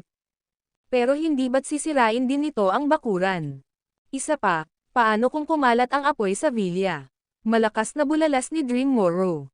Teka, huwag magmadali, nakangiting sabi ni Yusuf Zok habang umiiling. Babalik din sana si Master Sofia sa lalong madaling panahon. Gayunpaman, bago bumalik si Sofia, tumatakbong bumalik sina Danny Hart at Kennel Lopez, magulo ang damit at mukhang kagagaling lang sa isang away. Gulong-gulo ang kanilang buhok at damit, at maging ang damit ni Danny Hart ay punit-punit. Anong nangyari? Anong nangyayari? Natigilan si Yusuf Zok. Dalawang eksperto sa innate ang nasa kawalan. Maaari kayang mas malakas pa ang witch doctor kaysa sa innate. Yusuf, may malaking nangyari, napukaw natin ang atensyon ng isang dakilang guro, seryosong sabi ni Danny Hart. Hindi lang kayang manipulahin ng taong iyon ang mga makamandag na insekto, kundi kaya rin nilang kontrolin ang mga halimaw ng tagtuyot. Ano ba yan, halimaw ng tagtuyot? Nagtatakang tanong ni Yusuf Zok. Isa itong zombie, pare. Nakasalubong lang namin ang dalawang berdeng buhok na halimaw ng tagtuyot na hamarang sa aming daan, kaya hinayaan naming makatakas ang unggoy. Ano, may mga zombie rin ba? Halos lumuwa ang mga mata ni Yusuf Zok. Ang video na ito ay edited by Urban Storytelling. Kabanata 566 ang galaw na ito ay masyadong pangit. Hindi ninyo kayang talunin ang dalawang tuyong demonyo. Gulat na tinitigan ni Yusuf Zok sina Danny Hart at Kennel Lopez, alam niyang nalampasan na ng dalawang ito ang yugto ng pag-aayuno at nakamit ang tinatawag na likas na pag-iral. Sa totoo lang, kahit ngayon ay wala pa rin siyang ideya kung ano ang innate. Dati, sa kanyang pagkakaintindi, ang mga nakakompleto ng pag-aayuno ay maituturing na mga immortal, ngunit ngayon, tila sa isang iglap, kahit ang pag-aayuno ay tila walang halaga. Maaaring may kinalaman ito sa pagbubukas ng Dragon Gate. Sa bilyon-bilyong tao sa mundo, napakaraming hindi kilalang nilalang, at hindi lang niya sila nakontak. Hindi naman sa hindi natin sila matatalo. Seryosong sabi ni Danny Hart, ang mga tuyong demonyo ay likas na napakalakas, hindi tinatablan ng mga talam at sibat, hindi tinatablan ng apoy at tubig, dahil wala silang malay at sadyang hinulma ng isang tao, kaya kadalasan ay napakahirap silang patayin.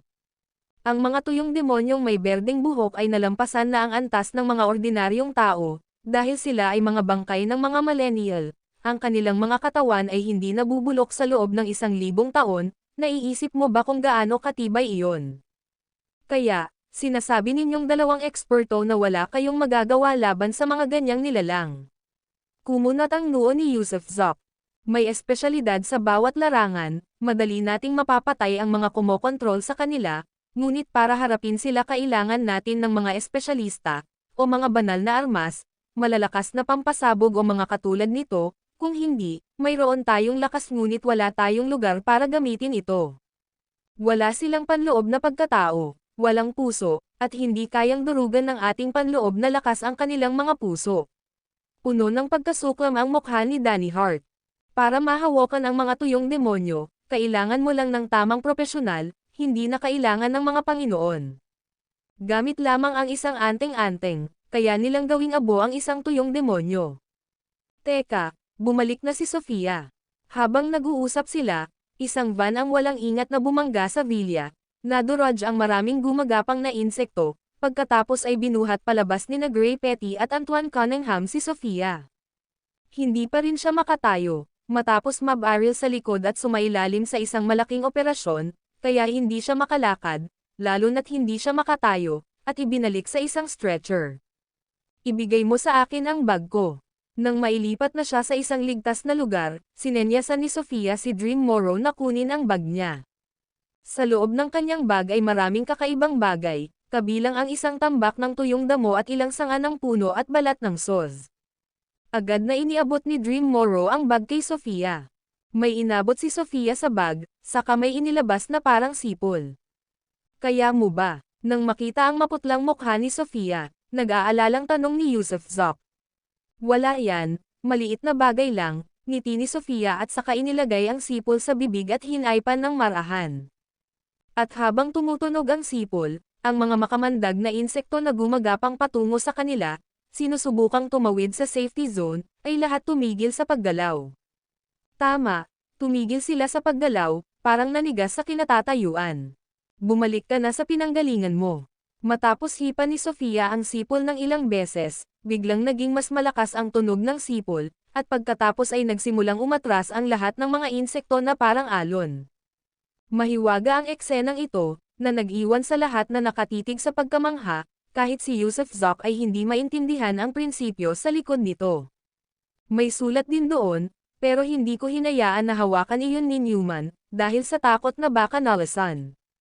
Itinuro ni Yusuf Zok ang sulat sa gitna ng patio. Tunay nga, ito ay nalasan, ipinadala ng isang mangkukulam, mamamatay ang mambabasa, iyan ang protocol. Pero walang problema basta't nakasuot ka ng guwantes na goma. Ako na ang gagawa, tumakbo si Dream Morrow papunta sa kusina, kumuha ng isang pares ng guwantes na goma, at saka lumapit para kunin ang sulat. Ibigay mo sa akin. Iniabot ni Sofia ang kanyang kamay. Pero, nalasan ito. Tumingin si Dream Morrow kay Sofia. Napansing wala itong suot na guwantes. Ako ay lason, anong lason ang dapat kong katakutin? Dinampot ni Sofia ang sulat, pinunit ang sobra, at ipinagpag ang sulat. Nakasulat sa mga tradisyonal na karakter na Chino tulad ng sinaunang teksto, binasa ni Sofia. Ibigay ninyo sina Rene Benson at Teddy Escobar, at kayo ay mabubuhay, tumanggi kayo, at kayong lahat ay mamamatay. Namutla ang mga mukha ni na Zachary Escobar at Rene Benson habang mahigpit silang magkahawak ng kamay at nagpalitan ng tingin. Tiningnan ni Sofia sina Zachary Escobar at Rene Benson, ang 2 taong naroon na hindi niya nakilala, kaya malamang sila nga iyon. Ginoo, mga Zach, mukhang nakagawa kami ng gulo sa inyo. Aalis na kami. Yumuko si Zachary Escobar kay Yusuf Zok nang nakangiti at saka hinayla ang kamay ni Rene Benson, at nagsimulang umalis. Yumuko rin si Rene Benson sa lahat. Sandali lang. Sandali lang. Sabay na tinawag sila ni na Yusuf Zok at Sofia. Sabi ko gusto kong gamutin ang sakit niya. Kayo ang mga panauhin ko, kaya hindi kayo makakapunta. Umiling si Yusuf Zok. Tunay nga, isa lamang halimaw mula sa Timog Silangang Asya, walang dapat ikabahala.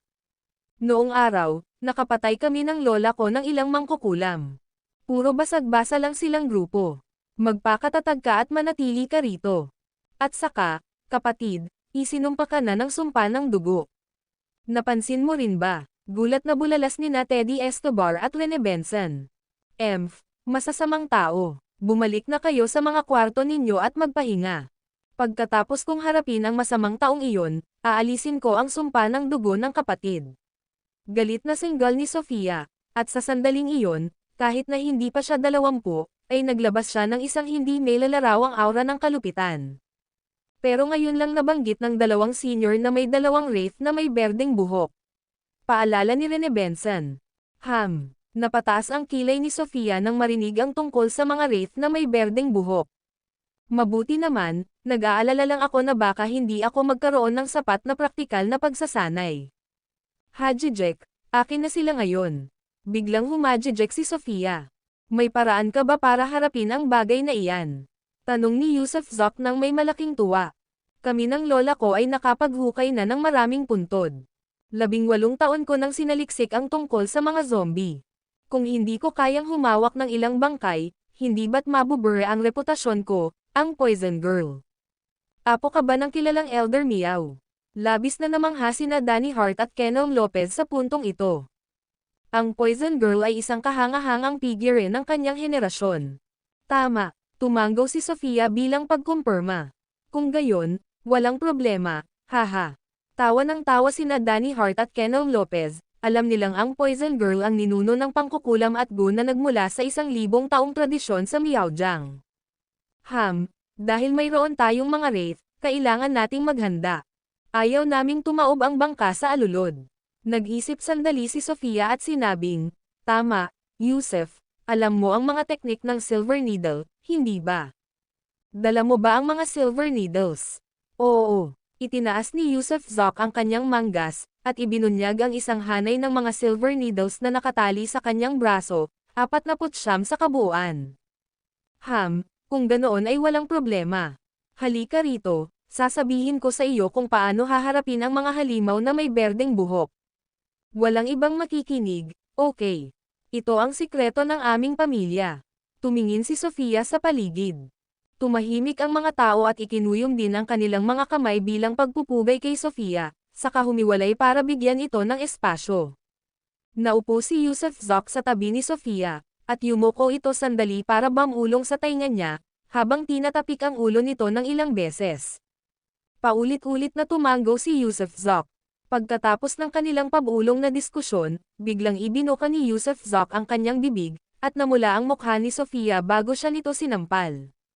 Kung tutuusin, hindi ko naman problema yon. Kung hindi mo kaya, tiyak na ipapapatay ko ang mangkukulam na iyon, at mamamatay din lahat ng nandito ngayong gabi, bulalas ni Sofia. Sige, gawin na natin ito. Nagngalit ang mga ngipin ni Yusuf Zoc, pagkatapos ay mabilis na lumingon kina Dream Morrow, Gray Petty, at Mia Escobar. Kayong tatlo, sumabay kayo sa akin sa taas. May kailangan ako ng tulong mo. Sabi ni Yusuf Zoc nang nakanganga. Sige. Sumang-ayon ang tatlo kahit hindi alam ang nangyayari pero agad din namang sumunod. Di nagtagal, pinapasok ni Yusuf Zoc ang tatlo sa isang silid, na siyang naglock ng pinto mula sa loob. Bro, anong nangyayari sa misteryo? Lumapit sina Dream Morrow at Gray Petty kay Yusuf Zoc. Hindi naman talaga ito misteryoso. Medyo nakakaabala lang. Maaaring mahirapan kayong tatlo, ngunit ang mahirap at maluwalhating gawaing ito ay naatang sa inyo. Kailangan ko pa ring bumaba para pamunuan at protektahan si Sofia. Walang problema, ano ang gawain? Sabihin mo lang. Tumango agad ang tatlo. Nag-aalala sila na baka hindi sila makatulong ng malaki, ngayong kaya na nila, malinaw na hindi na nila iiwasan ang kanilang responsibilidad. Isa sa inyo ang maghanap ng tasa at magsimulang magtrabaho. Kung gayon, ilagay mo ang mga karayom na pilak ko sa loob. Inihagis ni Yusuf Zoc ang mga karayom na pilak habang nagsasalita. Agad na natigilan ang tatlo, halos lumuwa ang kanilang mga mata. Ito ay isang sikretong pamamaraan. May tiwala ako sa inyo, kaya nga ipinagkakatiwala ko ito sa inyo. May computer sa kwarto, manood ka ng mga pelikulang pangmatanda. Nagsalita si Yusuf Zoc at sinubukang tumakas, ideya ito ni Sofia. Nako, pare, hindi mo kami pwedeng paglaruan ng ganito. Gusto ni Sofia na ikaw ang gumawa nito, hindi kami.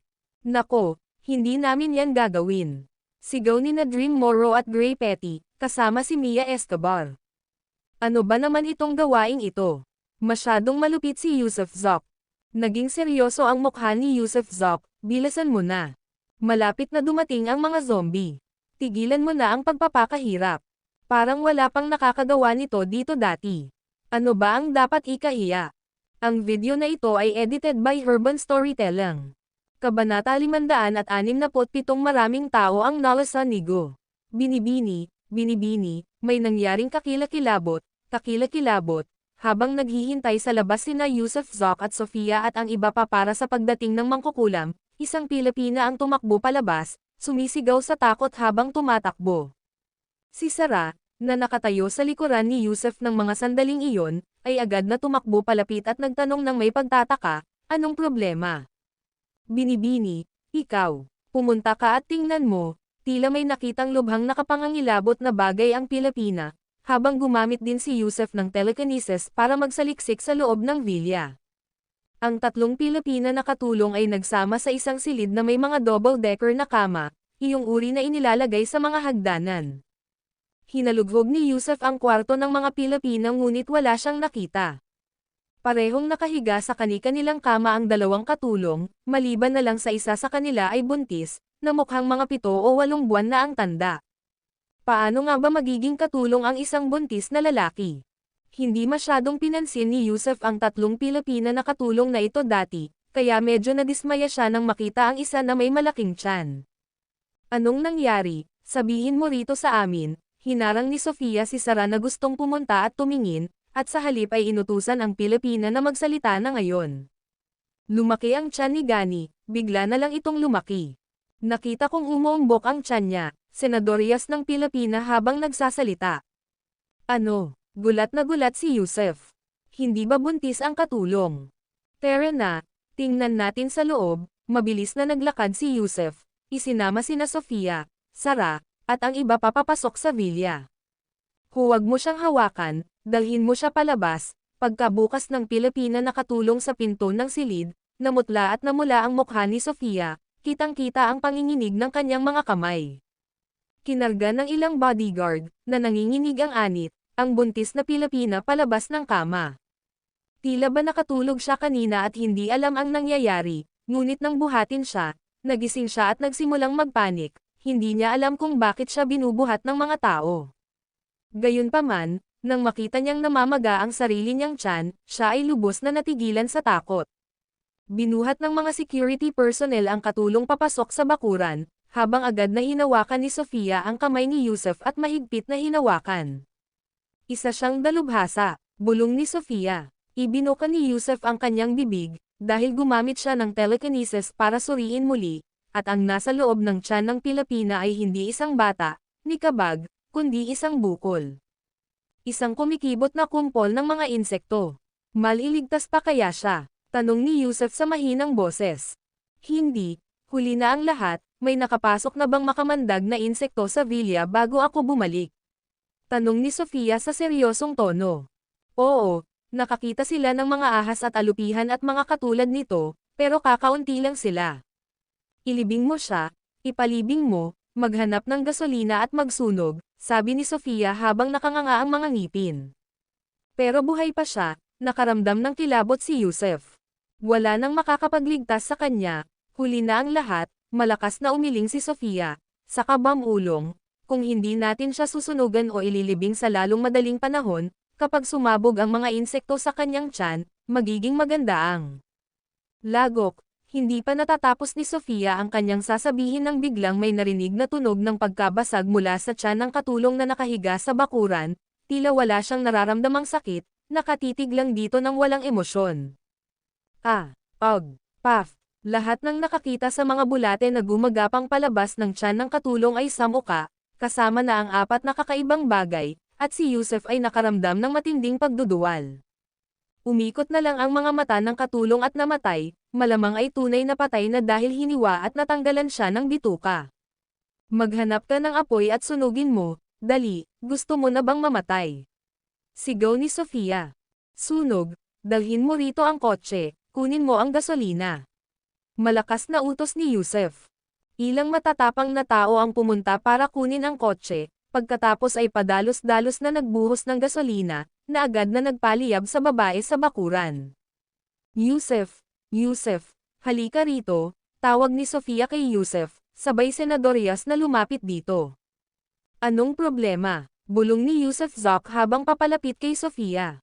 Ako, pinaghihinalaan ko na ang iba ay nalasan din ng lason ng go. Imposibleng isang katulong lang ang targetin ng salarin. Sabi ni Sofia na may mapanglo na mukha. Ano? Nanindig ang balahibo ni Yusef Zoc, nakasama na rin sina Sarah at Mia sa villa dati. Huwag kang magpanik, magsugo ka lang ng isang tao para kumuha ng ilang uri ng halamang gamot, na maraming dami, pagkatapos ay pakuluan ito para inumin at kainin. Sige, ano ang mga halamang gamot? Danny, Kenelm, matandang lalaki, halika rito kayong tatlo, malakas na sigaw ni Yusef Zoc. Balat ng piteng, sungay ng rhinoceros, musk, buto ng dragon, at rilgar, tig-iisang gin. At magbalik ka rin ng isang sako ng malagkit na bigas, dapat tama na iyan, bilasin mo. Paalala ni Sofia. Naiintindihan ko. Matapos sumagot ng sabay-sabay, mabilis na tumalon palayo sina Danny at Kenelm, kasama ang matandang siye.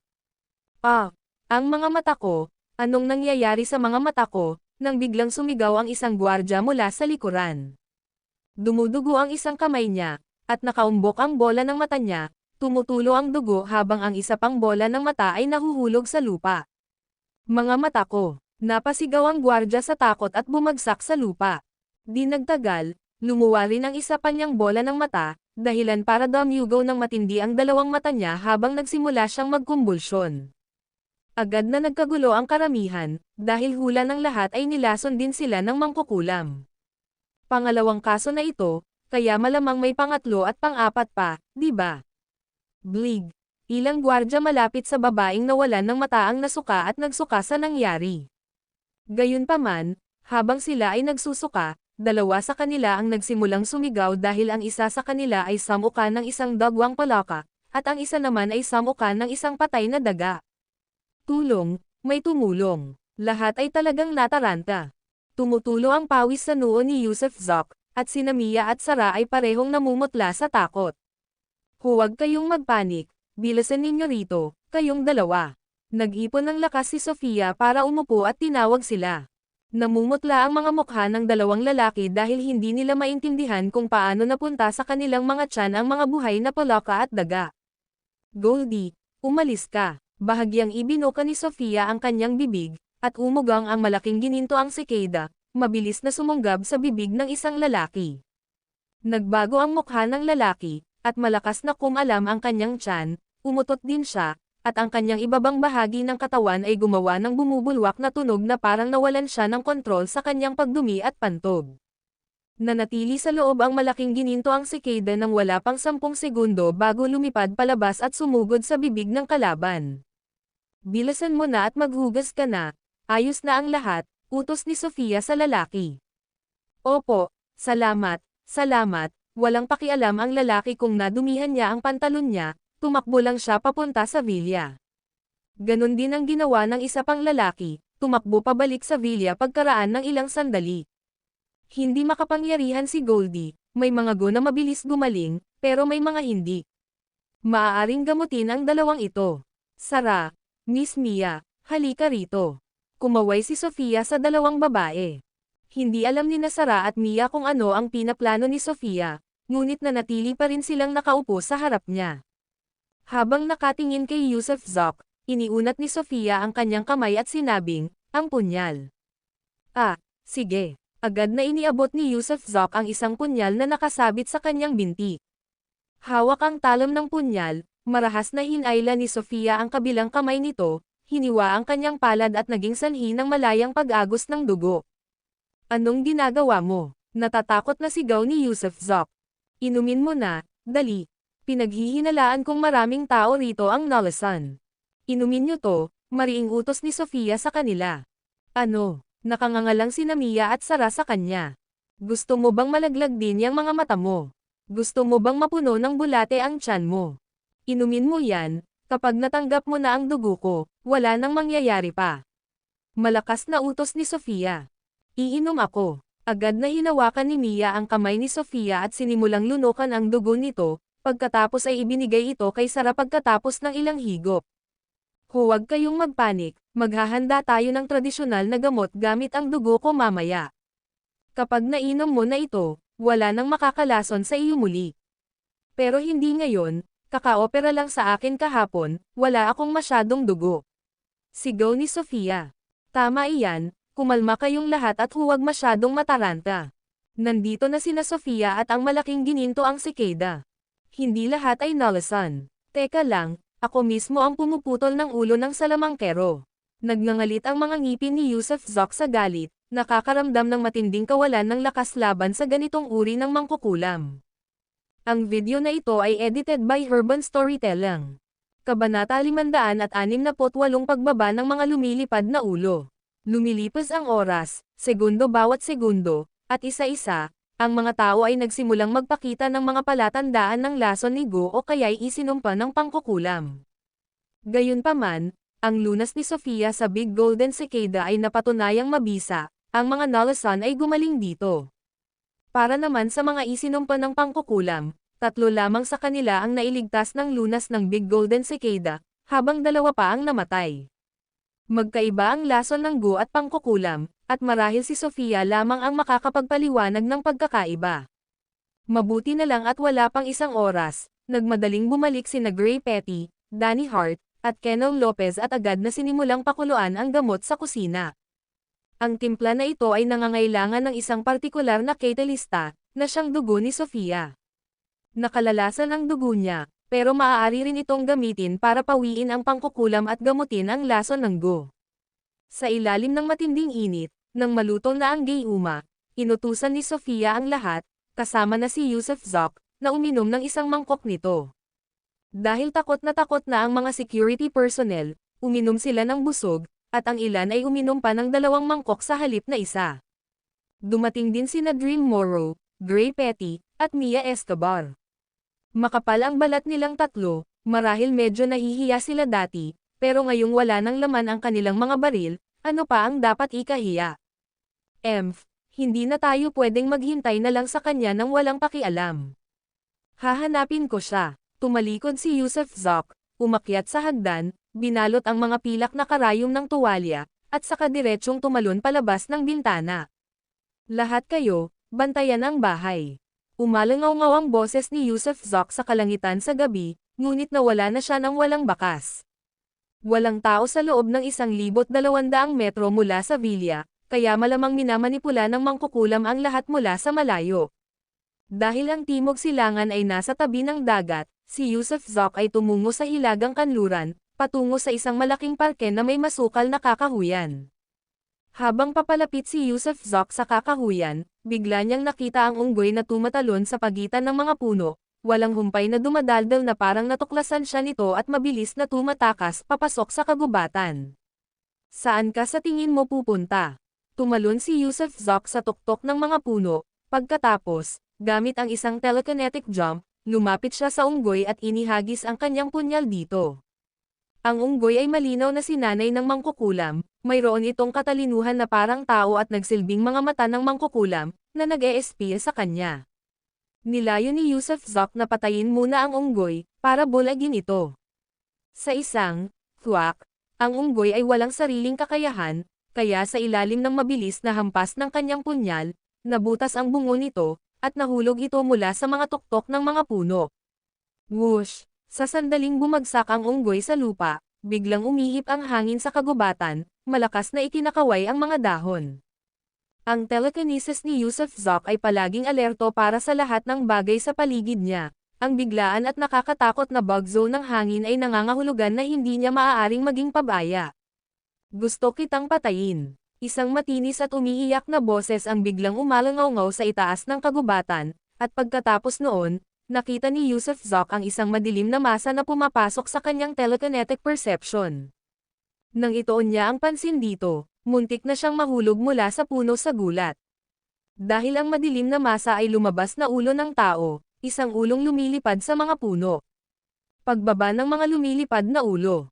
Ito ay isa sa mga pinaka-nakakatakot at hindi maintindihang gawain sa mundo, kung saan ang ulo ng isang patay ay binabago upang maging isang kasuklam-suklam na bagay na maaaring lumipad sa himpapawid at gamitin sa pagpatay. Naging malamig ang tingin ni Yusuf Zok habang binawi niya ang kanyang punyal at pagkatapos ay biglang naging hindi nakikita. Ang lumilipad na ulo, na nasa himpapawid at nagsasalita, ay biglang huminto, pagkatapos ay hindi gumagalaw sa ere. Anak ka, pinatay mo ang espiritong unggoy ko. Papatayin ko ang buong pamilya mo, at sisiguraduhin kong wala ni isa sa inyo ang mamamatay ng mapayapa, sabi ng walang katawang ulo, na nagpakilabot sa akin. Samantala, nakalapit na si Yusuf Zok sa ilalim ng lumilipad na ulo, at sa isang biglaang pagtalon, marahas niyang hinampas ang ulo gamit ang kanyang punyal. Sa isang putok, parang tinamaan ang isang blok ng bakal, hindi sapat ang kanyang puwersa para tumagos sa ulo, ngunit pinalipad nito ang ulo. Damyugo ang ulo, tila may sugat, ngunit nakaramdam din si Yusuf Zok ng matinding kilabot. Paano ba nagawa ito ng mga mangkukulam na ito? Matapos ang hindi matagumpay na pagsalakay, mabilis na umatras si Yusuf Zok at sunod-sunod na tumalon palayo. Kahit nakakatakot at matibay ang Descent of Flying Heads, hindi pa rin siya nito makita nang maging invisible na siya, kaya dahil lang sa katangiang iyon, nasa isang hindi matatalo na posisyon na si Yusuf Zok. Umatras siya sa gilid ng kakahuyan, pagkatapos ay agad na kinuha ang kanyang telepono at tinawagan si Sofia. May lumilipad na ulo na kayang magsalita at damyugo, pero napakahirap itong mabasag. Paano ko ito papatayin? Tanong ni Yusuf. Pagbaba ng mga lumilipad na ulo. Malinaw na napabuntong hininga si Sofia sa kabilang linya ng telepono at saka seryosong sinabi, karaniwan, ang pagbaba ng mga lumilipad na ulo ay ang sumpa ng mangkukulam na nagbibigay buhay, kaya para mapatay ito, biyakin mo ang ulo gamit ang isang divine weapon o susunugan ito hanggang mamatay gamit ang mga talisman spell. Siyempre, pwede mong akitin ang Descent of Flying Heads dito, at may paraan ako para harapin siya. Ano ang paraan mo? Tanong ni Yusef, na naguguluhan. Sabihin mo sa akin ang iyong pamamaraan, at papatayin ko siya. Mayroon akong bagay na wala ka, akitin mo lang siya rito. Bulong pabalik ni Sofia. Kung gayon, babalik ako at kukunin ko. Sabi ni Yusef at akmang ibababa na ang telepono. Hindi ko maibibigay sa'yo, bagay tayo ng babae. Yung buwa ng laro, alam mo na, ngayon lang ako nakapunta dyan, kaya perpekto yon para patayin ang Descent of Flying Heads. Susmar Yosef, malakas na mura ni Yusef. Tunay ngang ang mga kakaibang bagay na ito ang nangangailangan ng pantay na kakaibang mga lunas upang harapin. Walang problema, kukunin ko na lang. Nakakapatay ng ganitong bagay, hindi ako takot na marumi yan. Tumawa si Yusef at ibinaba ang telepono. Pagkatapos ibaba ni Sofia ang telepono pabalik sa villa, nahihiyang sumulyap siya sa iba at sinabing, kailangan ko nang pumunta sa banyo, pakibuhat naman po ako.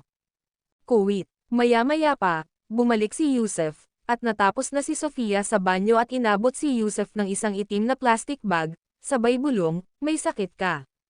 Normal lang yan, may regla lang, nakita ko na yan dati. Nagkibit balikat si Yusef. Maaaring mapahiya ang iba, ngunit hindi siya, normal lang na pagtatago iyon, walang kaiya-hiya. Sasabihin ko sa iyo kung paano ito gamitin. Mahinahong sabi ni Sofia. Ilagay mo ito sa utak ng Descent of Flying Heads, at pagkatapos, nguyain mo itong dayami at iluwas sa ulo niya, iyon lang. Ganoon lang ba ka-simple? Mausisang tanong ni Yusef. Mukhang simple lang, pero ang totoo ay napakahirap talagang gawin. Kayang lumipad sa kalangitan si Descent of Flying Heads, kaya hindi kanya hahayaang mahawakan mo siya ng madali. Siyempre, may mga bagay na sa tingin mo ay lubhang komplikado, ngunit sa ating paningin ay napakasimple lang pala. Kailangan mo lang mahanap ang tamang paraan, at matatagumpayan mo ito sa isang suntok lang. Gayunpaman, sayang naman, ang paglikha ng Descent of Flying Heads ay lubhang komplikado, na nangangailangan ng mga dekada upang malinang. Hindi ako interesado sa bagay na yan, nakakatakot yang itsura, kaya sige lang sirain mo na yan. Isa pa, kapag nawasak na ang Descent of Flying Heads, ang Witch Doctor ay mamamatay o malubhang masasaktan. Dahil hindi ko alam kung kanya ang ulo, mag-ingat ka at huwag maging pabaya. Yung dalawang dryad na may berdeng buhok, sundin mo yung paraang sinabi ko sa iyo. Napakagandang bagay nito, ang numero 1 sagradong bagay para sa proteksyon ng bahay at pagtataboy ng insekto. Naiintindihan ko, alam ko.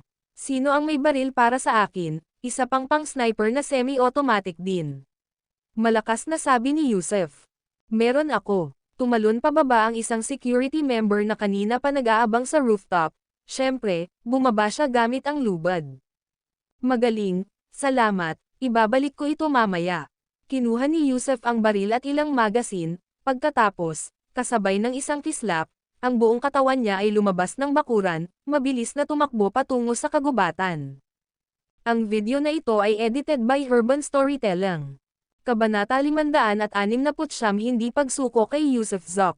Pagkabalik sa kakahuyan, agad na naging hindi nakikita si Yusef Zoc at tumakbo patungo sa orihinal na lokasyon, gayunpaman, nang marating niya ang lugar kung saan nakahiga ang bangkay ng unggoy, wala na ang Descent of Flying Heads. Hindi naglakas loob na maging pabaya si Yusef Zoc at patuloy na maingat na naghanap. Ngunit, matapos maghanap ng isang oras, masukat ang buong kagubatan at maging ang ilang kilometrong layo, kamangha-mangha niyang hindi na niya muling natagpuan ang ulong iyon. Naglaho na lang ito sa kawalan, umatras na ang mangkukulam. Susmar Yosef, galit na mura ni Yusef Zoc. Tunay ngang tuso ang mangkukulam na iyon, dahil agad itong tumakas ng makaramdam ng panganib. Walang nagawa si Yusef Zoc kundi ang bumalik ngunit hindi nagtagumpay. Wala nang ibang nangyari sa villa, tila nalutas na ang krisis para sa araw na iyon. Gayunpaman, walang nakatulog, dahil ang mga pangyayari noong gabing iyon ay labis na nakapangangilabot, at walang nang ahas na gawin iyon. Binibining Fang, Mia, sumama kayo sa akin, ipagamot muna natin ang mga sugat ninyo. Tiningnan ni Yusuf Zoc ang oras, lampas hating gabi na, kaya may pagpapatuloy niya ang paggawa ng mga lilang patak. Pumasok silang tatlo sa isang silid bisita, at pagkatapos, nang walang ibang sinabi, nagpatak si Yusuf Zoc ng isang lilang patak sa bibig ni Rene Benson. Hindi ito dapat maging isang malaking isyo, pero magiging masakit ito. Naupo si Yusuf Zoc. Alam na ang babaeng ito, si Rene Benson, ay malinaw na hindi takot sa hirap o sakit. Sa katunayan, gaya ng inaasahan niya, nakaupo lang si Rene Benson sa kama, at nang maramdaman ang epekto ng gamot, bahagyang napakunot ang noo niya at naikuyom ang kanyang mga kamao, nang walang kahit isang ungol. Kung kaya niyang tiisin ang pagpapabalat sa kanyang balat, paano siya matatakot sa sakit? Mabuti na lang at sa ilalim ng telekinetic na gabay ni Yusuf Zoc, ang patong ng nana at nekrotikong balat sa kanyang katawan ay nagsimulang gumaling at muling bumuti, at maging ang hindi kilalang sumpan ng dugo sa loob niya ay tila naglaho rin. Ang lilang patak ay maituturing na isang panlinis, pagkatapos makapasok sa katawan, aalisin nito ang mga dumi at mapaminsalang selula, magbabagong buhay ng mga tisyo, at magpapalakas ng sigla. Kaya't maging ito man ay sumpa ng dugo o nabalat na balat, pagkalipas ng 3 minuto, bumalik na sa normal si Rene Benson. Mabuti, pwede ka nang maligo. Mag-usap tayo, sabi ni Yusuf Zoc habang tumatayo at naglakad palabas nang makita niya si Rene Benson na walang tigil sa paghingal. Agad na nagbigay galang sina Mia at Rene Benson sa pag-alis ni Yusuf. Pagkababa, umupo si Yusuf Zoc sa tabi ni Sofia. Habang walang magawang sinasabi, maghintay ka pa ng isa pang araw. Nakakaawa talaga ang babaeng iyon, sa bawat minutong dagdag, isa pang minuto ang idorones niya. Walang pagmamadali, sagot ni Sofia nang nakangiti at umiling, pero nawala rin ba ang sumpa ng dugo sa katawan niya? Dapat wala na yan, tumanggaw si Yusuf Zoc. Bulalas ni Sofia, napakagaling mo talaga, bakit may ganitong kulay lilang likido sa katawan mo? Maaari ka bang maging isang alien? Tumawa si Yusuf Zoc at umiling, nag-aalala ako kung babalik pa ang matandang mangkukulam na iyon. Ayaw niya, madaling araw na. Mapa-descend of flying heads niya man o ang berdeng buhok na goblin, manghihina sila sa araw. Kaya, kung pupunta man siya, gabi na sana. Makakakatulog tayo ng mahimbing sa maghapon. Hindi siya pupunta sa araw na iyon. Tanong ni Yusuf Zoc na naninengkit ang mga mata. Hinding-hindi, alam niya siguro na may mga amo rito, kaya mas mahina ang kapangyarihan niya sa araw, at wala siyang makukuhang kalamangan, pwede lang siyang pumunta sa gabi, pagtiyak ni Sofia. Sige, kung gayon ay babalik ako sa kabisera sa araw na iyon. Tumayo si Yusuf Zoc at nagpahayag. Babalik sa kabisera para saan? Dahil medyo marami pa ring tao sa sala, lahat ay tumingin sa kanya ng kakaiba nang marinig nilang gusto na niyang bumalik sa kabisera, lalo na sa mga panahong tulad nito. Babalik ako para kunin ang espada ko. Petty, pwede ka bang mag-ayos ng flight papunta at pabalik sa akin mamayang hapon?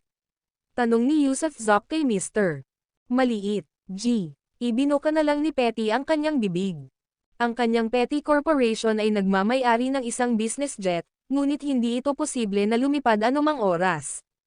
Ang mga pribadong jet o mga business jet ay pawang nangangailangan ng pag-aproba mula sa Departamento ng Pagkontrol ng Trapiko sa Himpapawid sa mainland, na nakikipagkompetensya para sa mga ruta at channel ng paglipad at iba pa. Napakahirap. Kokontaken ko ang tatay ko at mag-aayos ako ng private jet para sa iyo, maghintay ka lang, nasasabik na sabi ni Mia.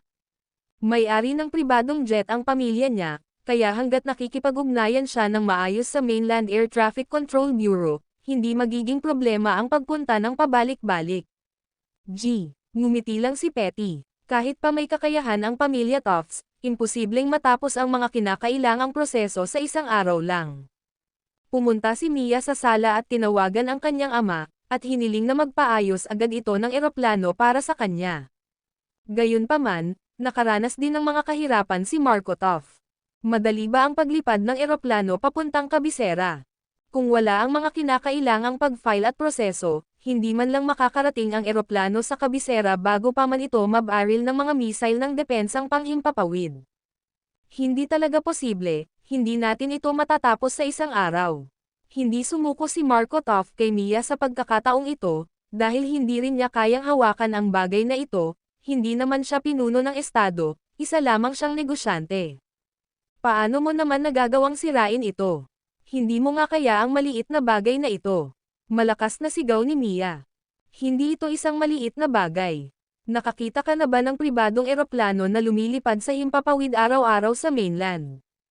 Wala kahit isa. Dati may isang celebrity mula sa isang comedy duo na lumipad na noon, pero pinoproseso rin niya ang mga proseso ng paghahain ilang araw bago ang pangyayari. Kung wala ang mga papeles, hindi rin siya maglalakas loob na lumipad, ganti ng kanyang ama. Binabaliwala mo talaga ako, walang magawang sabi ni Mia bago humarap kay Yusufzak ng may nahihiyang tingin. Huwag kang mag-alala, maghahanap ako ng iba. Natatawang sabi ni Yusufzak habang dinadial ang numero ni Devon King, bilang utang na loob dito, kaya hindi dapat maging problema ang mabilis na pakikipag-usap sa air traffic control. Ano na ang kailangan mo ngayon? Tila naiinip na si Devon King nang matanggap niya ang tawag ni Yusufzak. Napakamagulo na tao ni Yusufzak, laging naghahanap ng magagawa. Isang eroplano, kailangan kong lumipad mula Hong Kong papuntang kabisera at pagkatapos ay bumalik sa Hong Kong mula sa kabisera pagsapit ng gabi. May eroplano na tayo ngayon, pero ano man ang mga proseso, pwede mo ba akong tulungan? Hindi pwede, may mahalagang pagpupulong sa kabisera nitong mga nakaraang araw, at napakahigpit ng kontrol sa trapiko sa himpapawid, iritadong sagot ni Devon King. Tara na, Devon, tulungan mo naman ako ngayon, at isipin mo na lang nakapalit nito ang isang pabor, ha? Hindi pwede. Sino ka sa tingin mo? Inaasahan mo bang gagawa ng exception ang air traffic control para sa iyo ng ganoon lang? Pagtaas ni Devon King ng boses. Sus Mariosep, bakit mo ako sinisigawan? Mura ni Yusufzak at saka ibinaba ang telepono, ang mukha niya ay namula sa galit. Anong armas ang sinusubukan mong kunin? Hindi ba pwedeng ipapadala na lang sa iba? Bakit ka gagawa ng ganitong kalaking ingay? Si Mayor Liu, na isa ring opisyal ng gobyerno, ay nagsimulang pag-isipan ang pag-iisip ni Yusufzak. Hindi yan gagana. Kung may ibang taong magtataglay nito, nag-aalala ako na baka mapansin ito at saka man ako ng iba. Hindi ligtas, umiling si Yusufzak. Kahit na may truth insight sina Samuel Ross at ang iba pa, maaaring hindi nila mapangalagaan ang kanyang purple light sword. Anong klaseng espada ang pinag-iingat-ingatan mo? Walang pakialam ang apat na eksentriko. Para sa kanila, ang mga tinatawag na pambihirang o banal na mga sandata ay matalas at matibay lamang, walang espesyal, napakaraming ganoong espada sa mundo.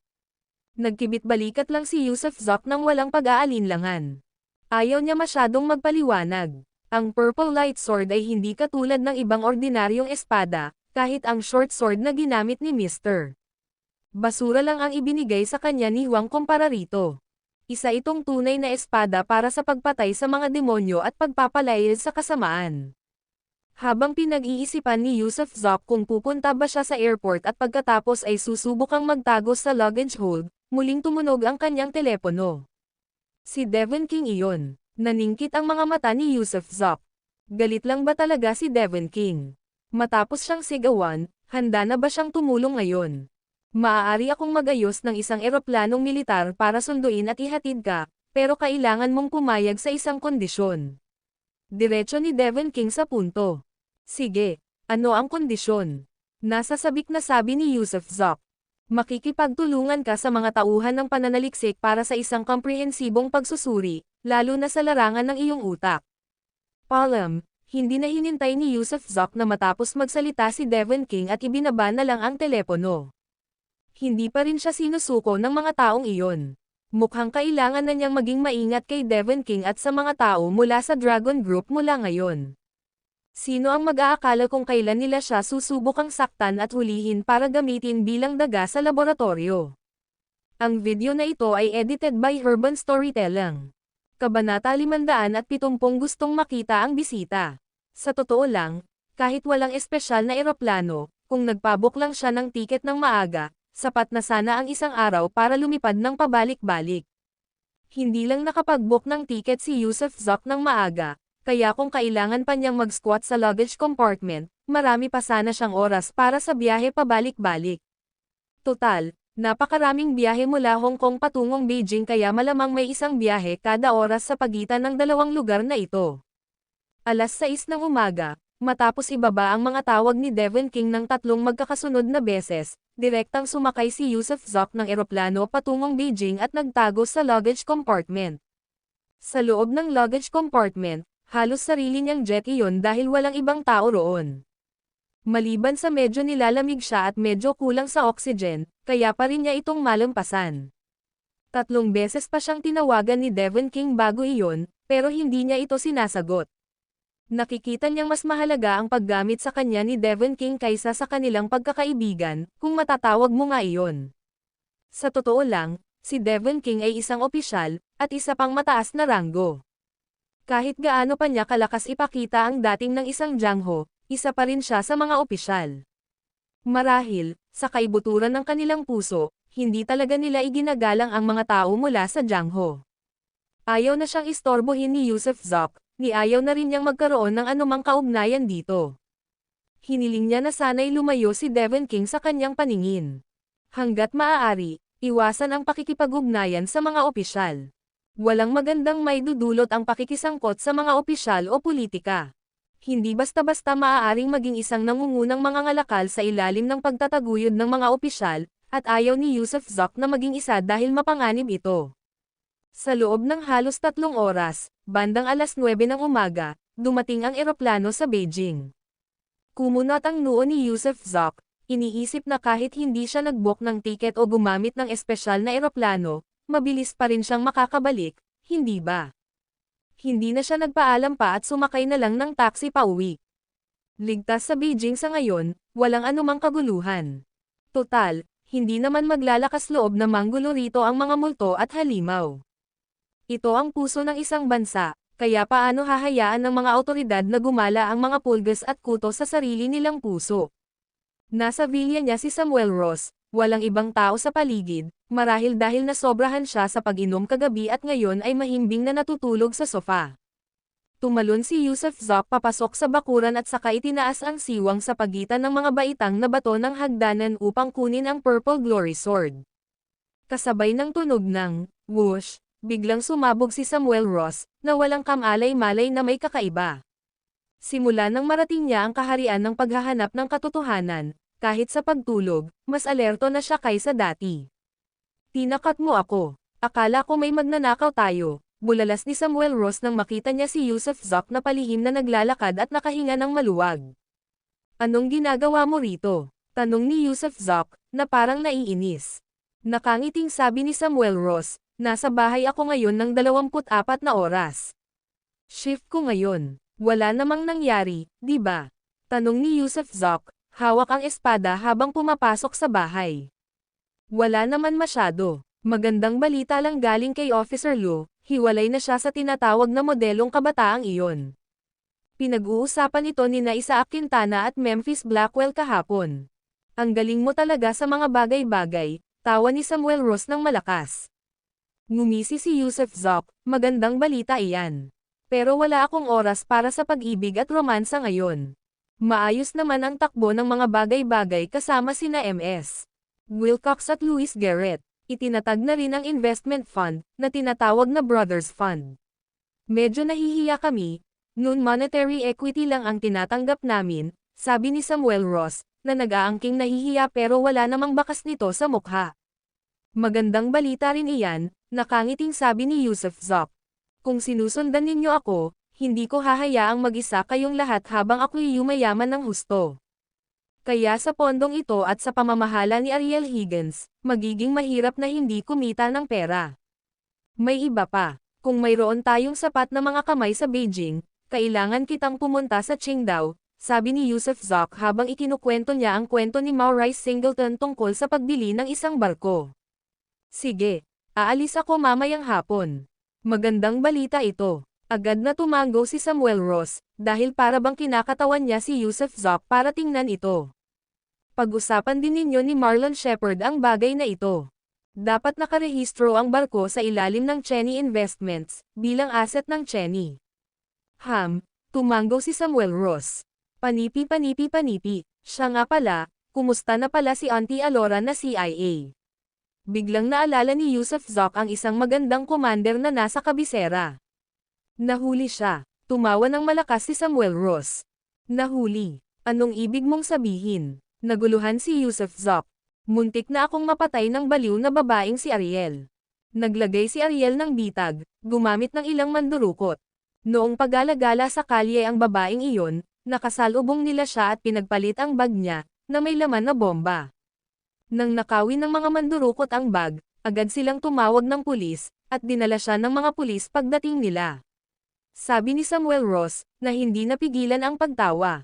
Totoo ang bomba, hindi peke, at sana sumabog ito sa loob ng 1 oras. Kaya nahulog si Alora sa Yellow River at hindi pa rin niya magawang linisin ang sarili mula sa akusasyon. Haha, magandang hakbang. Humagalpak ng malakas na tawa si Yusuf Zoc. Isang ahente ng CIA na palihim na pumasok sa China na may dalang bombang may oras sa kanyang bag, ano ang kanyang ginagawa? Nagpaplano ng pag-atake ng terorista. Gayunpaman, sinabi ni Ariel na malamang na ibabalik ang babae sa kanyang bansa, walang problema. Kaunting diplomatikong negosasyon, marahil ay makipagpalitan ng 1 o 2 especially iya, at siya ay palalayain. Pero mabuti pa rin naman, kahit papaano ay nakatulong ito sa bansa. Haha, maganda naman talaga yan. Ibalik mo siya, at magiging maayos na ang lahat. Sa totoo lang, nag-aalala ako na baka may maghalughog sa akin na babae. Sige, wala nang iba, aalis na ako.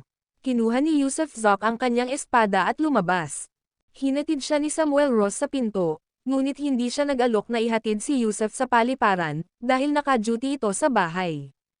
Hindi pa nakakalabas si Yusuf ng Villa Complex nang biglang tumunog ang kanyang telepono. Kinuha niya ito at nakitang si Ruth Wilcox ang tumatawag. Yusuf, nasa kabisera ka ba? Pagkakonekta agad ng tawag, tinanong siya ni Ruth kung nasa kabisera ba siya. Nagulat si Yusuf. Hindi niya hiniling kaninuman na ilihim ang kanyang pagbabalik sa kabisera, kaya malamang na kinontak ni Sara o Mia si Ruth, hindi naman nakapagtataka na alam nito. Oo, pero malapit na akong umalis. Kailangan kong bumalik sa Hong Kong bago dumilim, may nangyari roon. May flight ng 2:00 ngayong hapon, kaya maaaring nasa Hong Kong ka na ng 5:00. Ano kaya kung i-book ko na lang ang 2:00 na flight para sayo? Alok ni Ruth.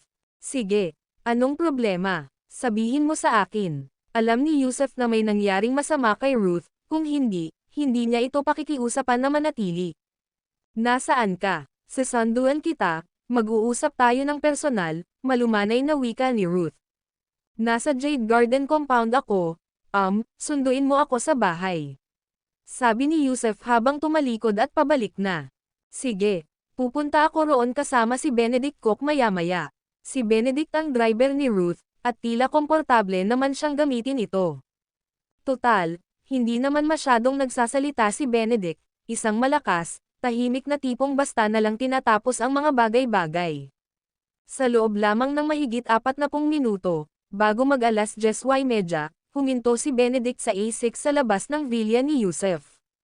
Ito ang unang pagbisita ni Ruth dito, kahit alam niyang may tirahan si Yusuf, hindi pa siya nakapunta rito dahil nabalitaan niyang nakatira malapit lang si Miles O'Brien, kaya hindi siya nakapunta. Yusuf, sumakay ka sa kotse, mag-uusap tayo. Hindi ako bababa, sabi ni Ruth mula sa nakababa na bintana, habang sinenyasan siya. Paparating na. Pumasok si Yusuf sa kotse at umupo sa likuran kasama si Ruth habang patuloy na nagmamaneho si Benedict. Ang laki-laki ng bahay mo, ang ganda, sabi ni Ruth na may bahid ng selos. Nabalitaan kong namimigay sila ng villa sa bawat pagbili. Oo, ibinigay ito sa akin ni Marlon Shepherd. May mas malaki pa sa Australia. Galing din kay Marlon. Hindi pa ako nakapunta roon, ano kaya kung magbakasyon tayo? Pabirong sagot ni Yusuf. Bago pa makasagot si Ruth, nagpatuloy si Yusuf, ano ba ang dahilan kung bakit kailangan mo akong makita? Naiinis na sagot ni Ruth, mamaya na lang tayo mag-aayos. Huminga siya ng malalim, ngayong tanghali, nililibor mo ako ng tanghalian. May mga bisita tayo. Mga bisita. Tinaas ni Yusuf ang kanyang mga kilay. Hey, oo nga pala, gusto ko talaga silang makilala. Hula ni Yusuf, makikipagkita siya sa lahat ng miyembro ng pamilyang Wilcox.